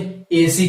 બટ આપણે જે આઉટપુટ જે AC છે we can control by the SCR, અને આપણે આઉટપુટમાં જેવો આપણે વોલ્ટેજ આપણે આપી, જેવો આપણે કરંટ જોતો હોય એવો આપણે મેળવી શકીએ. that is very most important converter in the industry application. That's why very huge amount this type of converter use. મિત્રો આ સમજણ વસ્તુ કે ભાઈ આ શું હતું મિડ પોઈન્ટ સાયક્લો કન્વર્ટર સમજણું મિત્રો. ઓકે, હવે નેક્સ્ટ લેક્ચરમાં આપણે ભણશું બ્રિજ ટાઈપ સાયક્લો કન્વર્ટર અને વેરી મોસ્ટ ઇમ્પોર્ટન્ટ એ પણ આપણે સમજશું. તો મિત્રો એક વખત સમજો કે અહીંયા 1/3 એટલે કે હું ઇનપુટમાં કેટલી આપું છું? 6 પલ્સ. આઉટપુટમાં કેટલી મળે છે? મને 3 પલ્સ. તો એક્ઝામમાં એવું પૂછાય કે ભાઈ f0 is equal two 1/4 input frequency. તો તમે શું કરશો? તો મિત્રો કાઈ કરવાની જરૂર નથી. તમારે હજી આ જે 6 પલ્સ છે એ 6 પલ્સ ની જગ્યાએ તમારે શું કરવાનું કે ભાઈ અહીંયા તમારે 8 પલ્સ દોરી રાખવાના અને અહીંયા 3 ની જગ્યાએ 4 પલ્સ દોરી નાખવાના. તો મિત્રો એ પણ ક્વેશ્ચન પૂછાઈ ગયો GTU મે 2015 માં, કે તમને ક્વેશ્ચન કેવો પૂછવાનો હતો કે f0 1/4 fi. તો મિત્રો કરવાનું કાઈ જરૂર નથી. ઇનપુટમાં જેટલી તમે પલ્સ દોરો છો 8 પલ્સ દોરો, નીચે 4 પલ્સ, અડધી 4 પલ્સ પોઝિટિવ ની, અડધી પલ્સ 4 પલ્સ નેગેટિવ. આ શોર્ટ ટ્રિક છે, એક્ઝામમાં પૂછાવી શક્યતા છે. તો મિત્રો આઉટપુટ ફ્રીક્વન્સી ચોથા ભાગની થઈ જાય ઇનપુટ ફ્રીક્વન્સી કરતા, ત્યારે આપણે આ પ્રકારનું કન્વર્ટર સાયક્લો કન્વર્ટર યુઝ કરી શકીએ. તો મિત્રો નેક્સ્ટ લેક્ચરમાં આપણે ભણશું બ્રિજ ટાઈપ સાયક્લો કન્વર્ટર અને પછી આપણે ઘણા ક્વેશ્ચન આપણે ઇમ્પોર્ટન્ટ સમજવાના છે. ઓકે મિત્રો, bye bye and take care. મિત્રો લાસ્ટ લેક્ચરમાં પાવર ઇલેક્ટ્રોનિક્સ સબ્જેક્ટમાં આપણે એક સાયક્લો કન્વર્ટર એનું એક વર્કિંગ પ્રિન્સિપલ, કેટલા પ્રકારના છે સાયક્લો કન્વર્ટર, અને એમાં આપણે એક પ્રકારનું સાયક્લો કન્વર્ટર આપણે ડિસ્કસ કર્યું હતું, આપણે સમજેલું હતું, અને કે જેનું નામ હતું હાફ વેવ અથવા એને સેન્ટર ટેપ્ડ આપણે સાયક્લો કન્વર્ટર પણ આપણે નામ આપ્યું હતું. તો મિત્રો આજના લેક્ચરમાં આપણે શું ભણવાનું છે? તો ભાઈ આજના લેક્ચરમાં આપણે ભણવાનું છે એ વસ્તુ કે જે અગત્યનું છે, એક્ઝામમાં પૂછાય. અત્યાર સુધી મિત્રો GTU ની એક્ઝામમાં અત્યાર સુધીનો મોસ્ટ ટાઈમી ક્વેશ્ચન કહેવાય 4 માર્ક માટે. તો આ જે ક્વેશ્ચન બધી એક્ઝામમાં 15 થી લઈને 18 સુધી જેટલી એક્ઝામ લેવાની બધી એક્ઝામમાં આ ક્વેશ્ચન પૂછાયેલો છે મિત્રો. તો આ જે question very most important in your GTU examination. That's why let's start and આખો વિડિયો જોજો, જેથી તમને એક કટ નહીં કરતા, જો તમે કટ કરશો તમને સમજાશે નહીં. તો મિત્રો સ્ટાર્ટ કરીએ. એ છે single phase to single phase converter, એટલે કે આનું બીજું નામ પણ આપણે કહી શકીએ કે ભાઈ બ્રિજ ટાઈપ અથવા એને કહેવાય ફૂલ કન્વર્ટર. એક્ઝામમાં પૂછાય કે મિત્રો કે single phase to single phase સાયક્લો converter bridge type નું સમજાવો with waveform and circuit diagram. તો મિત્રો આમાં મેઈન તો આપણે શું છે, એની સર્કિટ ડાયાગ્રામ છે. મિત્રો તમે સર્કિટ ડાયાગ્રામ ડ્રો કરી નાખો ને ત્યાં જ તમને 1.5 થી 2 માર્ક મળી જાય. સમજાવ મિત્રો. તો અહીંયા પાવર ઇલેક્ટ્રોનિક સબ્જેક્ટ જ એવો છે કે જે એમાં મેઈન શું છે, તમારી ફિગર સર્કિટ અને એના વેવફોર્મ. બે વસ્તુ જો તમારા પકડમાં આવી ગયા, ફિગરમાં તમારા પાવરમાં આવી ગયા, એટલે તમારે આ જે સબ્જેક્ટ છે ડાબા તમે ચપટીથી તમારે આ સબ્જેક્ટ તમે ક્લિયર કરતા જાઓ. ક્લિયર થઈ જ જશે, પરંતુ સાથે સાથે સારામાં સારા તમે ગ્રેડ પણ મેળવી શકો. તો મિત્રો આકૃતિમાં દર્શાવ્યા પ્રમાણે અહીંયા બે ટાઈપના બ્રિજ કરવામાં આવ્યા છે. એ બ્રિજ 1 અને બ્રિજ 2. એક છે પોઝિટિવ કન્વર્ટર અને એક છે નેગેટિવ કન્વર્ટર. શું કામ આવું કરવામાં આવે? કારણ કે આપણે અહીંયા AC to AC કન્વર્ટર કરવું છે.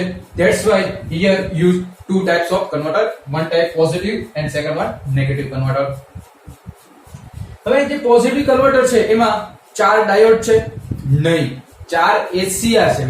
મિત્રો ઘણી વખત જલ્દીમાં મિત્રો આ છોકરાઓ ભૂલ કરતા હોય છે, અને મેં જ્યારે ટેસ્ટ લીધી હોય ત્યારે ઇવન તમારા સિનિયરે પણ આ ભૂલ કરી છે. તો ધ્યાન રાખજો કે જ્યારે તમે આ ડ્રો કરતા હોય ત્યારે લોકો આ કરવાનું ભૂલી જાય. મિત્રો જો ખાલી તમે આ ગેટ સિગ્નલ દોરતા ભૂલી જાવ એનો મતલબ આ ડાયોડ થઈ ગયો. અને ડાયોડ આપને ખબર છે યુનિડાયરેક્શનલ ડિવાઇસ છે, અને એ DC ઉપર વર્ક AC ઉપર વર્ક કરતા નથી. It is not possible. Okay, that's why એટલા માટે મિત્રો યાદ રાખજો, આ વસ્તુ ભૂલાય નહીં. આરામથી ક્વેશ્ચન આવડે છે, આપણને ખબર છે, છતાં આવી ઝીણી મિસ્ટેક કરો છો અને તમે તમારો માર્ક અડધો 1-2 માર્ક કટ કરો છો. તમે 4 માર્ક નું લખ્યું છે, છતાં તમને એમાંથી માત્ર 1.5 માર્ક 2 માર્ક 1.5 માર્ક મળશે. કારણ કે આવી ઝીણી મિસ્ટેક એ તમારા રિઝલ્ટને થોડીક પણ તમારે નબળું બનાવે છે. તો મિત્રો એ વસ્તુ ધ્યાન રાખજો. અહીંયા AC જ્યારે AC સપ્લાય આપવામાં આવે છે ત્યારે TP1 TP2 TP3 TP4 ચાર ટાઈપના SCR છે. In the parallel load connect કરવામાં આવ્યો છે. એવી જ રીતે TN1 TN2 TN3 ને TN4 ચાર ટાઈપના એન્ટી પેરેલલ ગોઠવવામાં આવ્યા છે. એન્ટી પેરેલલ એટલે કે આ જો આમ ઉપરની બાજુ છે તો એની નીચેની બાજુ એટલે કે વિરુદ્ધ દિશામાં એકબીજાને ગોઠવવામાં આવ્યા છે. મિત્રો આકૃતિમાં વેવફોર્મમાં દર્શાવ્યા મુજબ આપણે ઓલરેડી ભણી ગયા કે અહીંયા જ્યારે કે ભાઈ TP1 અને TP4 એટલે કે TP1 અને TP4 એ ઓન થશે. TP1 અને TP4 જ્યારે ઓન થશે ત્યારે મિત્રો આપણે શું કરશું કે ભાઈ ત્યારે TP1 અને TP4 at that time both will be conduction. જ્યારે બંનેને આપણે ફાયર પલ્સ આપવામાં આવે છે ત્યારે જેને એને જ હું પલ્સ સ્ટાર્ટ કરું છું at that time ત્યારે શું થશે, કરંટની ડાયરેક્શન કેવી જશે? કે પોઝિટિવ કરંટ આવ્યો એટલે આપણને ખબર છે કે પોઝિટિવ કરંટ આવશે એટલે TP1 એટલે આ ઓન થશે. તો TP1 to ક્યાં જશે કે ભાઈ TP1 to TP4. એટલે કે મિત્રો ખરેખર કેવું થાય છે મિત્રો કે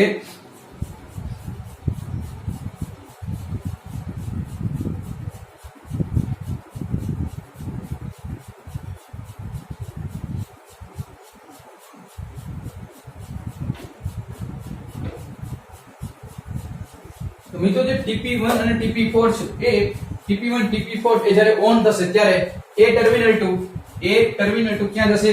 A ટર્મિનલ ટુ TP1 માં જશે. A ટર્મિનલ અહીંથી અહીં ઉપરથી ગયો પછી ક્યાં જાય?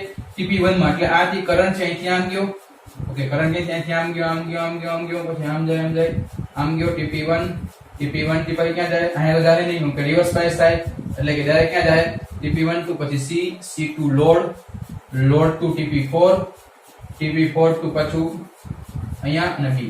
તો મિત્રો આવી રીતે મેં જ્યાં ડોટેડ લાઈન દર્શાવી છે એ પ્રમાણે when TP1 and TP4 will be conduction at that time current will be flow. એ સમયે કરંટ will be flow થાય છે, કરંટ નું કન્ડક્શન થવા લાગે છે. પરંતુ જ્યારે TP2 હવે આપણને ખબર છે કે ભાઈ એ સમયે જ્યારે પોઝિટિવ સાયકલ આવશે ત્યારે at that time TP1 અને TP4 બંને એક સાથે ઓન થાય છે. એટલા માટે TP1 અને TP4 બંને એક સાથે ઓન કરવામાં આવ્યા. પછી ધીમે ધીમે કરંટની વોલ્ટેજ ઘટીને 0 થઈ જાય. આપણને ખબર છે વોલ્ટેજ એ એનોડ કરંટ થી 0 થઈ જાય તો it will be thyristor will be turn off. It is called self commutation. આપણે ખબર છે નેચરલ કોમ્યુટેશન કહેવાય. તો એ SCR મારો ઓફ થઈ ગયા, આ ઓટોમેટિક મારો SCR ઓફ થઈ ગયા. કેમ કે વોલ્ટેજ ધીમે ઘટી ગયો, હાવ બંધ થઈ ગયો, ગેટ પાસ મળતા નથી. હવે એના જેવો બંધ થાય એના પરિણામે ડાયરેક્ટ TP2 અને TP3 ડાયરેક્ટ શું થાય ઓન થશે. તો એ સમયે TP2 અને TP3 જ્યારે ઓન થાય તો એટ ધેટ ટાઈમ જ્યારે B ક્યાંથી કરંટ ફ્લો થશે B એટલે અહીંથી શરૂ થશે એટલે B થી પછી જો ક્યાંથી થશે હવે આ જોજો મિત્રો ઓકે આ જો કરું છું જો B થી TP2 પછી TP2 થી C થી લોડ થી TP3 થી A સમજો. તો આવી રીતે જ્યારે TP2 અને TP3 will be on at that time current આ ડાયરેક્શનમાં આપણું કામ કરશે અને આ મારું જે પહેલું converter positive converter A on થશે અને જ્યારે નેગેટિવ સાયકલ આવશે at that time TP2 અને TP3 will be conduction. હવે ફરીથી પાછી આપણે ખબર મેં તમને કીધું એ પ્રમાણે નેગેટિવ માં છે તો નેગેટિવ માંથી મેક્સિમમ થાય પછી મેક્સિમમ થી 0 થઈ સાવ 0 થઈ જાય એટલે પાછા TP2 અને TP3 એ ઓટોમેટિક બંધ થઈ જશે અને ફરીથી જ્યાં TP1 અને TP4 પાછા કન્ડક્શન મોડમાં આવશે ફરીથી પાછી એ જ પરિસ્થિતિ થશે. ક્યાંથી કરંટ શરૂ થાય A થી પછી ક્યાં આવશે પાછો ભાઈ TP1 to C થી લોડ થી D ત્યાંથી TP4 ત્યાંથી પાછો B. તો આવી રીતે પાછો કન્ડક્શન મોડમાં આવે પાછી પોઝિટિવ સાયકલ આવે TP1 ને TP4. પરંતુ માત્ર મિત્રો જ્યારે આ જે પોઝિટિવ કન્વર્ટરની સાયકલ છે એટલે અહીંયા જેવું પૂરું થયું એટલે ડાયરેક્ટ હવે કેવું નેગેટિવ કન્વર્ટર એટલે કે બ્રિજ ટાઈપ નેગેટિવ કન્વર્ટર એ કન્ડક્શન મોડમાં આવશે અને એટ ધેટ ટાઈમ TN1 અને TN4 જ્યારે કન્ડક્શન મોડમાં આવશે TN1 અને TN4 જ્યારે કન્ડક્શન મોડમાં આવશે એની પહેલા TN2 અને TN3 આવશે. મિત્રો શું રીઝન છે કારણ કે અહીંયા ઓલરેડી નેગેટિવ માં છે શું છે નેગેટિવ સાયકલ છે એટલા માટે પહેલા આપણે આ ઓન થશે નહીં કે આ ઓન થાય તો પોઝિટિવ માં આવે એટલા માટે પહેલા TN2 અને TN3 જ્યારે કન્ડક્શન મોડમાં આવશે એટ ધેટ ટાઈમ B થી ઓકે ત્યાંથી B થી ક્યાં જશે B પછી B થી ક્યાં જાય ડાયરેક્ટ અહીંયા વહી જશે જો કરંટ B તો B થી ડાયરેક્ટ ક્યાં જશે TN2 ઓકે સોરી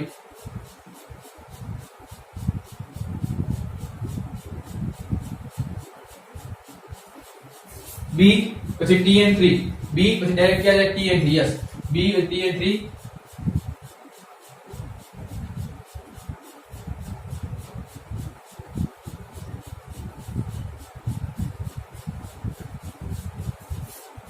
B થી TN3 થી D ઓકે B થી ક્યાં જાય ઓકે યસ અહીંથી છે ને ઓકે B થી ક્યાં જાય B છે B થી ક્યાં જાય B પછી ત્યાં જાય યસ TN3 હા ઓકે અહીંથી આમ જશે અહીંથી આમ કરીને કરંટ ક્યાં જશે અહીંથી આમ કરીને TN3 થી ક્યાં જશે ભાઈ TN3 થી D થી લોડ થી પછી ક્યાં જાય TN2 અને આવી રીતે બધો કરંટ મારી જે કરંટની ડાયરેક્શન છે એ પૂરી થશે. તો મિત્રો આવી રીતે TN2 અને TN3 આ સમયે જ્યારે ચોથી સાયકલ આવશે ત્યારે ઓપરેટ થાય ફરીથી પાછો કરંટની વેલ્યુ અને વોલ્ટેજની વેલ્યુ 0 થઈ જશે ફરીથી પાછો હવે કોણ ઓન થાય TN1 અને TN4 અને at that time current will be A થી ક્યાં જશે ડાયરેક્ટ TN4 માં TN4 થી લોડ થી અહીંયા અને TN1. તો આવી રીતે મિત્રો અહીંયા આપણે કન્ડક્શન મોડમાં આપણે પૂરું થાય છે અને આવી રીતે મિત્રો ઓલરેડી આપણે કેટલું કર્યું કે અહીંયા ઇનપુટ ફ્રીક્વન્સી કેટલી છે ભાઈ ઇનપુટ ફ્રીક્વન્સી 6 પલ્સ છે પણ આઉટપુટમાં મને માત્ર ને માત્ર કેટલી 3 પલ્સ મળે છે. તો એટલા માટે આને શું સ્ટેપ ડાઉન કન્વર્ટર કીધું અને આ બ્રિજ ટાઈપ કન્વર્ટરની મદદથી હું આવી રીતે એક સાથે બે થાઇરિસ્ટરને ઓન કરું છું ઓફ કરાવી શકું. તો that is very most important for ours. That's why this type of converter it is useful for many industry. આ ટાઈપનું ઇન્વર્ટર છે આ ટાઈપનું જે સાયક્લો કન્વર્ટર વેરી યુઝફુલ છે ઇન્ડસ્ટ્રી માટે કારણ કે એક વખત ઓન થાય છે અને એ સમયે આપણે એક ડેમેજ થઈ ગયો છતાં આપણે આઉટપુટ મળી શકે છે એટલા માટે this work most important. અને output frequency is input frequency કરતા કેટલા ત્રીજા ભાગની મને મળે છે જો મિત્રો બરોબર. તો ત્રીજા ભાગની જે ઇનપુટ ફ્રીક્વન્સી છે એ આપણે મળે છે કોના કરતા આઉટપુટ ફ્રીક્વન્સી કરતા. તો આ સ્ટેપ ડાઉન પ્રકારનું સાયક્લો કન્વર્ટર થયું. તો આ જે સાયક્લો કન્વર્ટર છે એ આની મદદથી આપણે મિત્રો આ કેવું હતું જ્યારે આપણે અહીંયા લોડ કેવો હોય પ્યોરલી રેઝિસ્ટિવ કેવો હોય મિત્રો પ્યોરલી રેઝિસ્ટિવ લોડ હોય ત્યારે મિત્રો આવા તમને વેવફોર્મ મળે છે. પરંતુ whenever the connection instead of R we can connect load inductor એટલે કે કહેવાનો મતલબ એ છે કે જો હું રેઝિસ્ટર લોડ ની બદલે હું ઇન્ડક્ટર લોડ જોડું ઇન્સ્ટેડ એટલે હું એના બદલે, ઓકે, તો એ આર ની જગ્યાએ હું એલ જોડું તો મને વેવફોર્મમાં શું ચેન્જીસ જોવા મળશે? તો ભાઈ હા, ક્યાં ચેન્જીસ જોવા મળે? તો ચાલો જોઈએ. તો આપણે જોયું એ પ્રમાણે જો આપણે પ્યોર રેઝિસ્ટિવ લોડ હોય ત્યારે આપણે સિમ્પલ વેવફોર્મ મળે છે, પણ whenever the connect inductor load ત્યારે આપણે શું થાય? મિત્રો આપણે ખબર છે કે ભાઈ ઇન્ડક્ટર લોડ સમયે, હવે આ તમે વેવફોર્મ તમે જોઈ શકો છો કે ભાઈ ઇન્ડક્ટર છે એ કરંટ છે, એ કરંટ એ વોલ્ટેજ કરતા 90 ડિગ્રી લેગ હોય, પણ અહીંયા આપણે લેગ 90 ડિગ્રી નથી કર્યું, આપણે આફ્ટર થોડાક એંગલ એટલે કે 30 ડિગ્રી છે, આપણે આફ્ટર સમ ટાઈમ એને આપણે ટ્રિગર કરવામાં આવે છે. તો એ સમય દરમિયાન આપણને એ પણ ખબર છે કે જે વોલ્ટેજ છે અને કરંટ છે એ કરંટ વોલ્ટેજ કરતા આપણે જોયું હતું કે ભાઈ જો ઇન્ડક્ટર અને કેપેસિટર, ઓકે, જેમ કે આ ઇન્ડક્ટર હોય તો ઇન્ડક્ટર છે, આ વોલ્ટેજ છે, તો અને આ કરંટ, તો વોલ્ટેજ કરતા કરંટ 90 ડિગ્રી લેગ હોય, કરંટ છે 90 ડિગ્રી લેગ હોય છે ઇન્ડક્ટરમાં, ઓકે. તો અહીંયા આ જે કરંટની આ જે વેવફોર્મ તમને રેડ ગ્રીન કલરનું દેખાય એ વેવફોર્મ કરંટનું છે, અને આ જે બ્લેક કલર દેખાય તમને વોલ્ટેજનું તમને જોઈ શકો છો. તો મિત્રો અહીંયા જે કરંટ છે અને વોલ્ટેજના વેવફોર્મ ને થોડાક સમ એંગલે ફેઝ શિફ્ટ દર્શાવવામાં આવ્યો છે, જેને લીધે આપણે જે કરંટ છે અથવા જે પાવર છે એ પાવરનું વેવફોર્મ આપણે ડિસકન્ટિન્યુઅસ પ્રકારનું જોવા મળે છે. ડિસકન્ટિન્યુઅસ એટલે કે ભાઈ કેવું કે ભાઈ થોડોક સમય ચાલુ થાય પાછું બંધ થાય, ચાલુ થાય બંધ થાય, કારણ કે મિત્રો એ જે ઇન્ડક્ટર છે ઇન્ડક્ટરના અક્રોસ ચાર્જિંગ અને ડિસ્ચાર્જિંગ અથવા એને આપણે એમ કહીએ છીએ મેગ્નેટાઇઝ એન્ડ ડિમેગ્નેટાઇઝ થાય છે, એટલા માટે એ ડિસકન્ટિન્યુઅસ કન્ડક્શન પ્રકારનું આપણે જોવા મળે છે. તમે મિત્રો અહીંયા જોઈ છો કે ભાઈ એ બી દરમિયાન એટલે કે જ્યારે એ અને બી, તો એ અને બી દરમિયાન માત્ર કરંટ છે, એ કરંટની વેલ્યુ કેવી છે? જો કરંટની વેલ્યુ છે એ મને જોવા મળે છે નેગેટિવ, કરંટની વેલ્યુ મને મળે છે નેગેટિવ, પરંતુ વોલ્ટેજની કેવી મળે છે? પોઝિટિવ. જો વોલ્ટેજ કેવો છે? પોઝિટિવ, પણ કરંટની કેવી છે? નેગેટિવ. આથી લોડ કરંટ બ્રિજ નંબર 2 એટલે તમે મટીરીયલમાં જોઈ શકો છો બ્રિજ નંબર 2 હતું અહીંયા આ સાઈડ નેગેટિવ પ્રકારનું, તો એ નેગેટિવ બ્રિજ નંબર 2 દ્વારા આપવામાં આવે છે, અને જ્યાં સુધી કરંટ શૂન્ય ન થાય, કોનો? આપણે અહીંયા કરંટ શૂન્ય થઈ ગયો એટલે અહીંથી શરૂ કરીને અહીંયા સુધી કરંટ ન થાય ત્યાં સુધી બ્રિજ 1 ના એશિયાના ટ્રિગરને ચાલુ કરી શકતો નથી. જો ચાલુ કરી દે તો શોર્ટ સર્કિટ થવાના ચાન્સીસ રહે છે, એટલા માટે. તો મિત્રો સમજ્યા? તો એટલા માટે કરંટ કેવો મળ્યો? નેગેટિવ. હવે શું થશે મિત્રો? હવે BC દરમિયાન, B અને C દરમિયાન કે એ સમય દરમિયાન બ્રિજ 1 ને ટ્રિગર કરવામાં આવે છે, અને વોલ્ટેજ અને current both will be positive. જો વોલ્ટેજ પોઝિટિવ છે અને કરંટ પણ પોઝિટિવ છે, તો at that time bridge will be rectifier મોડમાં કાર્ય કરે છે અને લોડને પાવર મળે છે. કેના? રેક્ટિફાયર એટલે કે AC નું DC માં કન્વર્ટ કરે છે ભાઈ. કેનું? AC માં DC માં કન્વર્ટ કરે. Rectifier is a convert to AC to DC. તો એ સમય મારો AC નું DC માં કન્વર્ઝન કરે છે. ફરીથી મિત્રો હવે જ્યારે CD સમયગાળો આવ્યો તો C અને D સમય દરમિયાન વોલ્ટેજ અને current both will be negative ડાયરેક્શનમાં મળે છે, અને મને બ્રિજ 2 HC ને ટ્રિગર કરી શકાય નહીં, કારણ કે કરું તો શોર્ટ સર્કિટ થાય, એટલા માટે બ્રિજ 1 કન્ટિન્યુઅસ હવે ઇન્વર્ટર મોડમાં આવી ગયું. કેમ આવી ગયું? ઇન્વર્ટર મોડમાં. પહેલા શું હતું? રેક્ટિફાયર મોડમાં, પરંતુ બે નેગેટિવ આવ્યો તો એ સમયે શું આવે છે? ઇન્વર્ટર મોડમાં, અને એ સમયે મને કરંટ કેવો મળે છે?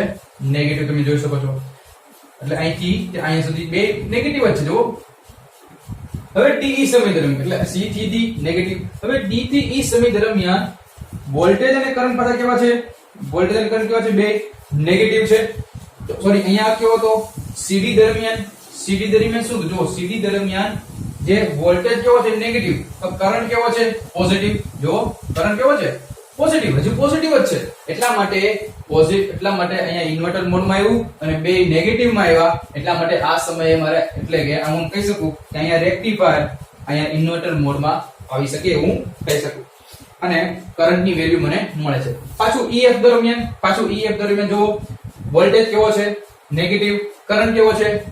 કરંટ એ પણ નેગેટિવ, તો પાછો નેગેટિવ મોડમાં આવશે, અને ફરીથી પાછો આપણે હજી કન્ટિન્યુ કન્ડક્શન મોડમાં આવશે. તો આવી રીતે મિત્રો જ્યારે whenever તમને એમ પૂછાય કે ભાઈ single phase to single phase converter bridge ટાઈપનું કન્વર્ટર છે, એ RL લોડ L લોડ જોડવામાં આવ્યો હોય ત્યારે એના વેવફોર્મ દોરીને સમજાવો. ત્યારે મિત્રો તમારા વેવફોર્મ આ ટાઈપના દોરીને સમજાવવાના, અને તમને કઈ કીધું નથી તો તમારે રેઝિસ્ટન્સના દોરી નાખવાના, કાઈ કરવાનું નથી. સમજાણું ક્વેશ્ચન સમજો મિત્રો. તમને એમ કીધું કે ભાઈ પ્યોર ઇન્ડક્ટર લોડ છે ત્યારે તમારે આ વેવફોર્મ દોરવાના. તમને એમ પૂછે પ્યોર રેઝિસ્ટિવ લોડ છે અને નથી કીધું તો તમારે આપણે જેમને પહેલા સમજ્યા એ આપણે સમજવાના અને કરવા લખવાના. ઓકે મિત્રો. તો મિત્રો જે આપણે જોયું કે ભાઈ જો બ્રિજ ટાઈપ કન્વર્ટર એ આપણે પૂરું કર્યું. હવે મિત્રો જો તમને એમ પૂછાય કે જે બ્રિજ ટાઈપ કન્વર્ટર છે અને આઉટપુટ વોલ્ટેજની ફ્રીક્વન્સી ચોથા ભાગની છે તો તમારે પ્રૂવ કરવું હોય તો મિત્રો ક્વેશ્ચન એવી રીતે પૂછવાનો હતો એક વખત કે ભાઈ યસ આઉટપુટ ફ્રીક્વન્સી હું ક્વેશ્ચન બોલું છું. આઉટપુટ ફ્રીક્વન્સી ઇનપુટ ફ્રીક્વન્સી કરતા ચોથા ભાગની હોય તેવો બ્રિજ પ્રકારનો સાયક્લો કન્વર્ટર ની વેવફોર્મ દોરી સમજાવો. તો મિત્રો આવું તમને ક્વેશ્ચન પૂછાય ત્યારે તમારે સિમ્પલ તમારે વેવફોર્મ દોરી સમજાવવાનું જ છે. Do not draw circuit diagram. Okay, draw કઈ આપણે કરવાની circuit diagram, only draw the waveform, બીજું કઈ નહીં. તો આવી રીતે વેવફોર્મ શું તમને કીધું ચોથા ભાગની ફ્રીક્વન્સી કીધી છે કોના કરતા કે ભાઈ આઉટપુટ છે એ ઇનપુટ કરતા ચોથા ભાગની છે ને. તો અહીંયા તમે આપણે આની પહેલા સમજી ગયા હતા કેમાં ઇન્વર્ટરમાં. ઓકે, તો એમાં પણ આપણે ભણી ગયા હતા કે ચોથા ભાગનું હોય અથવા એમાં આપણે કરી શકીએ તો શું હોય. તો ભાઈ અહીંયા તમે જોઈ શકો છો કેટલા વેવફોર્મ છે ભાઈ. તો અહીંયા 1 2 3 4 5 6 7 અને 8 પલ્સ છે. 8 પલ્સ માંથી અડધા કરી નાખવાના, અડધી ચોથા ભાગની થઈ ગઈ. તો અહીંયા કેટલા દોરવાના અહીંયા 4 દોરવાના. તો પેલું છે જ્યારે પોઝિટિવ આવશે પલ્સ ત્યારે આપણે જ્યારે પોઝિટિવ પલ્સ આવશે ત્યારે dp1 અને dp4 ઓન થાય છે. નેગેટિવ પલ્સ આવે ત્યારે dp2 અને dp3 ઓન થશે. ફરીથી પોઝિટિવ પલ્સ આવે dp1 અને dp4. આવી રીતે મિત્રો કન્ટિન્યુઅસ કન્ડક્શન મોડમાં આપને જોવા મળે છે. એને પોઝિટિવ 4 પોઝિટિવ સાયકલ્સ પલ્સ અથવા હાફ ખરેખર પોઝિટિવ હાફ હોય તમને એમ થાય પણ આ એક વચન છે. આ એક વચન શું છે? બહુવચન. તો મિત્રો આ પણ તમને ઇંગ્લિશ નો એક પોઈન્ટ કે હાફ નું બહુવચન થાય હાલ્ફ્સ. શું થાય? હાલ્ફ્સ. તો લખી શકો. તો એવી રીતે નેગેટિવ છે તો નેગેટિવ માં શું છે? નેગેટિવ 4 નેગેટિવ હાલ્ફ્સ કોના કરતા? આના કરતા. મિત્રો તમને ગમે એટલી કોઈ તમને એમ પૂછે કે આઉટપુટ ફ્રીક્વન્સી, તમને એમ પૂછે આઉટપુટ ફ્રીક્વન્સી એ તમારે કરવાની છે કે ભાઈ છઠ્ઠા ભાગની.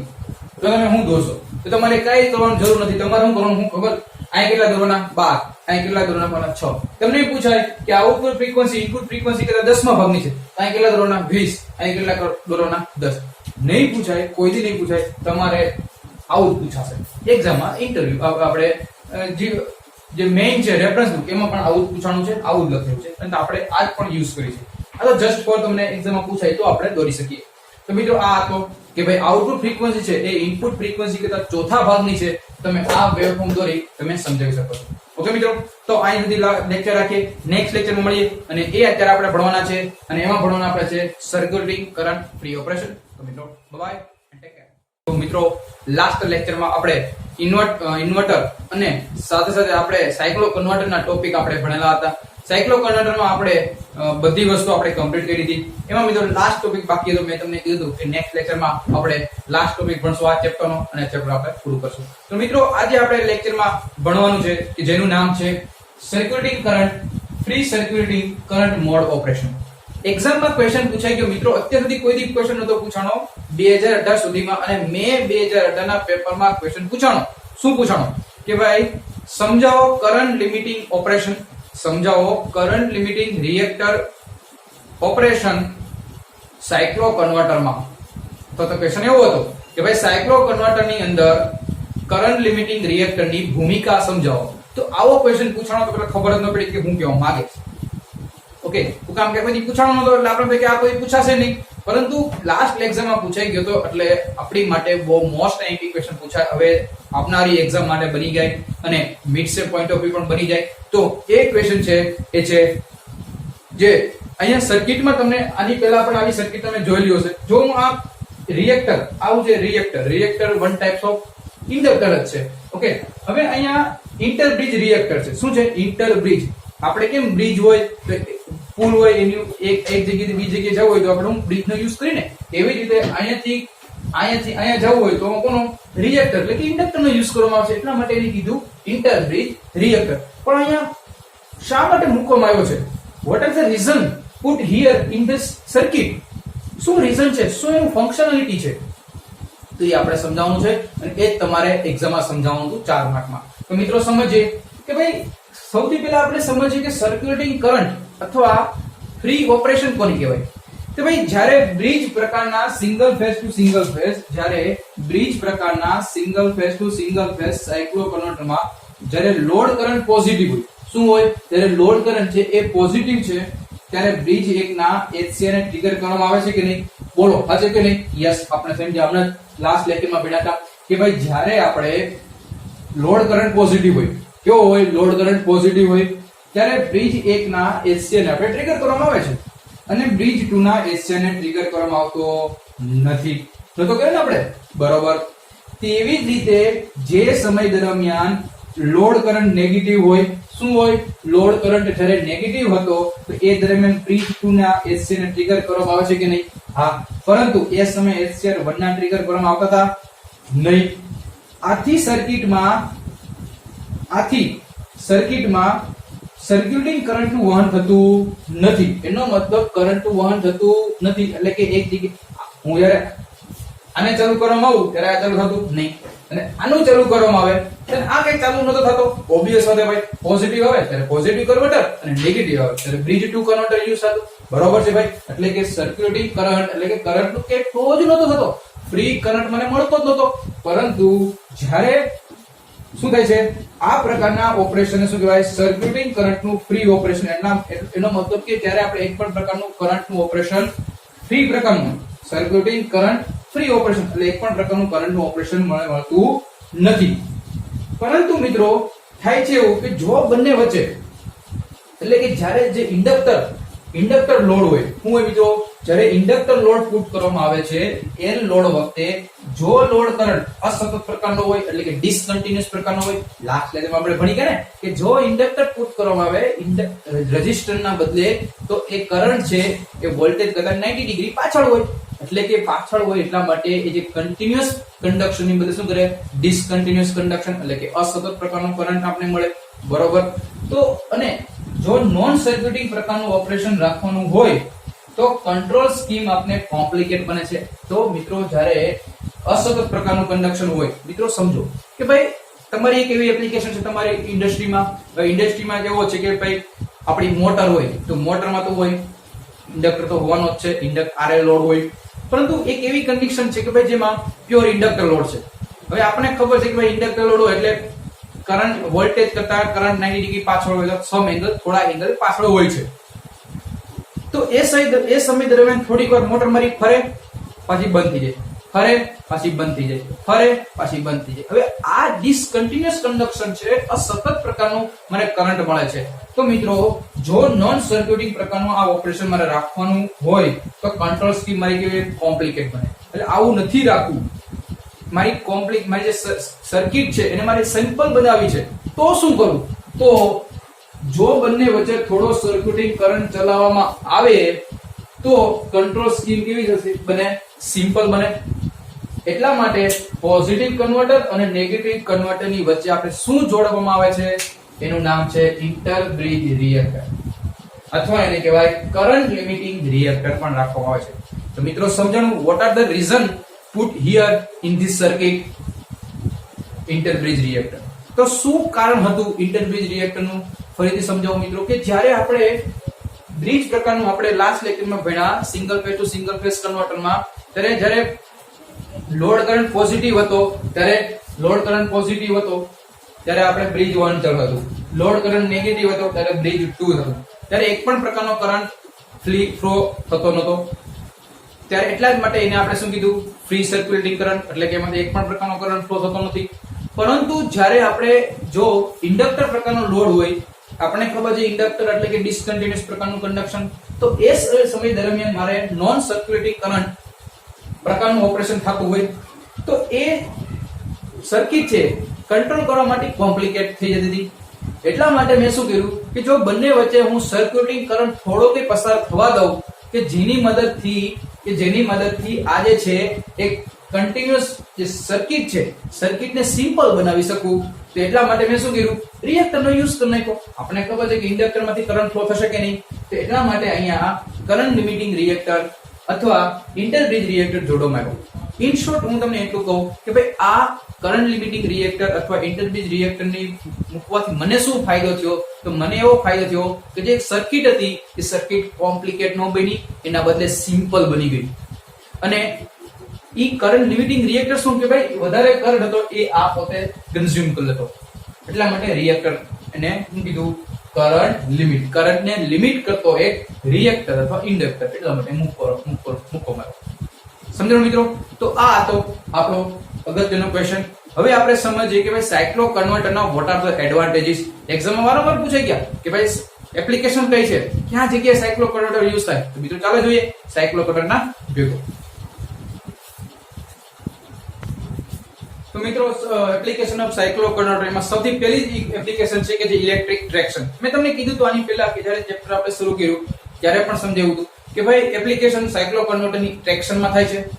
કેમ ટ્રેક્શનમાં? કે ભાઈ સ્ટેપ અપ કે સ્ટેપ ડાઉન આપણે સાયક્લો કન્વર્ટરને કરવું હોય, અથવા આપણે એસી ટુ ડીસી અને ડીસી ટુ એસી એટલે કે એસી માંથી એસી માં જવું છે, ત્યારે પણ આપણે સાયક્લો કન્વર્ટર એટલે કે ઇલેક્ટ્રિક ટ્રેક્શનમાં આપણે યુઝ કરી શકીએ છીએ. બીજો ક્યાં ઉપયોગ થાય કે બીજો એરક્રાફ્ટ તથા શિપ હોય, બરોબર, તો એની માટે વેરિયેબલ સ્પીડ અને કોન્સ્ટન્ટ ફ્રીક્વન્સી એસી ડ્રાઈવ માટે આપણે આ પ્રકારનો આપણે સાયક્લો કન્વર્ટર આપણે યુઝ કરી શકીએ છીએ. ત્રીજો ટાઈપનો છે હાઈ પાવર એસી ડ્રાઈવના મોટર કંટ્રોલ કરવા માટે, એટલે કે હાઈ પાવર ના જે મોટર હોય એના કંટ્રોલિંગ માટે આપણે સાયક્લો કન્વર્ટરનો ઉપયોગ કરવામાં આવે છે. ચોથો યુઝ છે એચવીડીસી ટ્રાન્સમિશન સિસ્ટમમાં. તમે ભણી ગયા ટીએનડી માં કે એચવીડીસી શું છે, હાઈ વોલ્ટેજ ડીસી ટ્રાન્સમિશન. એમાં આપણે ભલે એમાં ફ્રીક્વન્સીનો યુઝ થતો નથી, પરંતુ એમાં જ્યારે જનરેશન થાય છે ત્યારે તો એસી હોય અને ડિસ્ટ્રીબ્યુશન પણ કેવું હોય, એસી જ કરવામાં આવે છે ને. તો એસી ટુ એસી, તો એમાં પણ આપણે સાયક્લો કન્વર્ટર નામનું એક ડિવાઇસ આપણે યુઝ કરવામાં આવે છે. સ્ટેટિક વાર જનરેશન એટલે શું? સ્ટેટિક વાર એટલે હું રિએક્ટિવ પાવર. તો આ જે રિએક્ટિવ પાવર છે એ જ્યારે આપણે જનરેશન કરીએ છીએ તો એ સમય દરમિયાન મારો સ્ટેટિક રિએક્ટિવ પાવર રહેવો જોઈએ, તો એની માટે પણ આપણે સાયક્લો કન્વર્ટર આપણે યુઝફુલ થાય છે. ઇન્ડક્શન હીટિંગ માટે તમે ચેપ્ટર ભણી ગયા હીટિંગ, ઓકે, એમાં પણ આ વેલ્ડિંગ, હીટિંગ અને વેલ્ડિંગ નું ચેપ્ટર આવે ને, એમાં પણ આ સાયક્લો કન્વર્ટર યુઝફુલ થાય. કારણ કે આપણે કન્ટિન્યુઅસ એસી સપ્લાય જોતો હોય ત્યારે આપણે ઇન્ડક્શન હીટિંગ નો આપણે યુઝફુલ થાય છે. અને લાસ્ટ એન્ડ ફાઇનલ એ છે ગિયરલેસ બોલ મિલ ડ્રાઈવ. તો જ્યારે આપણે ડ્રાઈવ પણ ભણી ગયા, ઓકે, તો જે ડ્રાઈવ છે તો ડ્રાઈવ કઈ ગિયરલેસ, એમાં ગિયર હોતા નથી, તો એ સમય દરમિયાન પણ સાયક્લો કન્વર્ટર આપણે યુઝફુલ થાય. તો મિત્રો ફર્સ્ટ ઓફ ઓલ કઈ જગ્યાએ સાયક્લો કન્વર્ટર યુઝ થાય? સૌથી પહેલા ઇલેક્ટ્રિક ટ્રેક્શનમાં. બીજી કઈ જગ્યાએ થાય? એરક્રાફ્ટ અથવા શિપ માટે. ત્રીજી જગ્યાએ હાઈ પાવર એસી ડ્રાઈવના સ્પીડ કંટ્રોલ માટે. ચોથી જગ્યાએ એચવીડીસી. પાંચમી જગ્યાએ સ્ટેટિક વાર કોમ્પેન્સેશન અથવા સ્ટેટિક વાર જનરેશનમાં. છઠ્ઠું ઇન્ડક્શન હીટિંગ અને સાતમું ગિયરલેસ બોલ મિલ ડ્રાઈવ. તો આ રીતે મિત્રો આપણે એક ચોથું ચેપ્ટર ધમાકેદાર શાનદાર રીતે મિત્રો એ આપણે પૂરું કર્યું. 14 થી 15 માર્કનું આ ચેપ્ટર છે અને ઇન્વર્ટર અને સાયક્લો કન્વર્ટર આ બે ટોપિક આપણે આ ચેપ્ટરમાં હતા અને મોસ્ટ ઓફ ક્વેશ્ચન મેં આવરી લીધા છે, જે એક્ઝામ પોઈન્ટ ઓફ વ્યૂ હોય અને તમારી માટે અગત્યના હોય એ બધું કમ્પ્લીટ કરી દીધું છે. હવે આપણે નેક્સ્ટ લેક્ચરમાં અને પાવર ઇલેક્ટ્રોનિક્સ નો લાસ્ટ ચેપ્ટર, એનું નામ છે પાવર ઇલેક્ટ્રોનિક્સ ના ઉપયોગો, એની એપ્લિકેશન. તો એ લાસ્ટ ચેપ્ટર આપણું છે. તો મિત્રો આપણે નેક્સ્ટ લેક્ચરમાં મળીએ. ત્યાં સુધી બાય એન્ડ ટેક કેર.